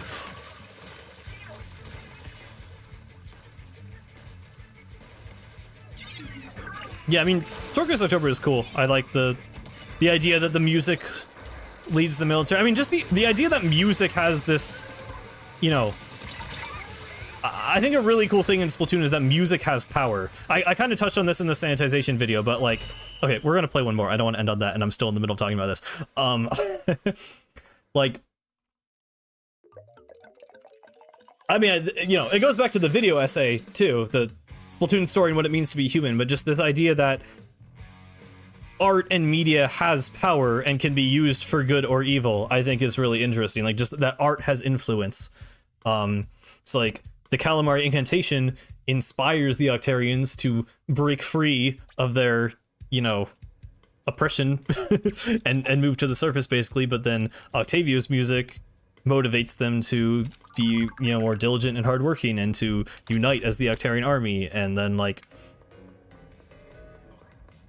I don't know. I just think it's really cool that it's like a way to represent different perspectives. Even like in Splatoon 2, you know, Marie literally sings Calamari incantation to break Callie free of brainwashing. You know, and before that with Title Rush, the characters are literally singing their own leitmotifs. I saw a video about this a while ago. I think I might have referenced it before actually, but I think it was literally, it might just be called like Splatoon and the Power of Music. I forget. It was just some video essay, but yeah, it's like the fact that leitmotifs in Splatoon are like canon. Like, all the bands for multiplayer music are diegetic and are made by characters. The, you know, the leitmotif of like the Onward, the dun dun dun dun dun, was literally like made by the Octarians and then inspired like Marina, and she referenced it in her music. You know, like, I don't know. I think it's really cool having like all the music in the game be this like diegetic canon thing. Oh my god. I just don't really know any other game that has done that like has world building as complex as Splatoon's and has its music be a part of that. Like, there's other games that have, you know, huge musical identities, but I feel like it's not normally tied so much into the narrative without being like a game about music per se. I don't know. It's just sick. I just love it. Okay. I was trying to kill the squeezer, but also just kind of trying to body block in case we could get the Rainmaker dunk there, but good push either way. Yeah, now or Never is like, has some crazy lore at this point. Like, Now or Never is written by Squid Squad, covered by the Squid Sisters, then Seaside claims that they wrote it and have like fictional Twitter drama about it. You know, Off the Hook covered it, Deep Cut covered it, and now they're naming themselves. Oh my god. The Now or Never 7, and GG's. There's a really good Scruffy video about that. I don't know if you guys know Scruffy. He's a cool YouTuber who talks about like music and sound design in games and stuff. He had a Splatoon 2 video pretty much about this exact thing, but I think specifically he used Now or Never as the reference of like, you know, the passage of time in Splatoon, and it being a song that gets canonically covered by other bands. Yeah. Scruffy, I love Scruffy's like an amazing YouTuber. I just the dedication to like actually, you know, performing like little musical jingles and like remixes in his videos that are just informative. Like, it's so cool. I love his attention to detail.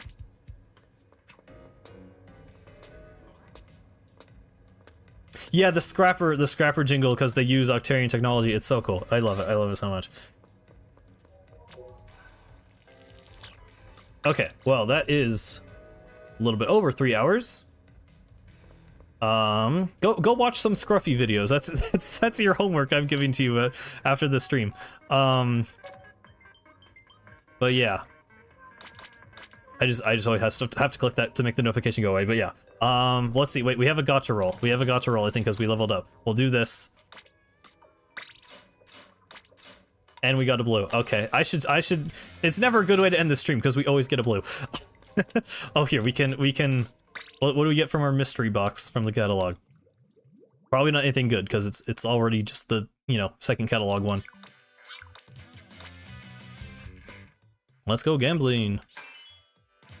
Wow. Okay. With that, thank you guys for watching. This has been, like, I don't know. I feel like it's been a very, very active chat today. I've had lots to say about lore and you know, Grand Festival, I guess, and things, but fun stream. I enjoyed myself today. I hope you guys had fun too. I'll see you guys in the future, I guess. I uploaded a video yesterday and today, so check those out if you haven't. If you would like to join stumbling over all my words. If you would like to join the Discord, it is in the link below. You can come and chat and talk to people about the things like we have talked about on stream today. But until the next video or stream or whatever, see you guys then. Thank you very much for watching. This has been Cosmic. Farewell.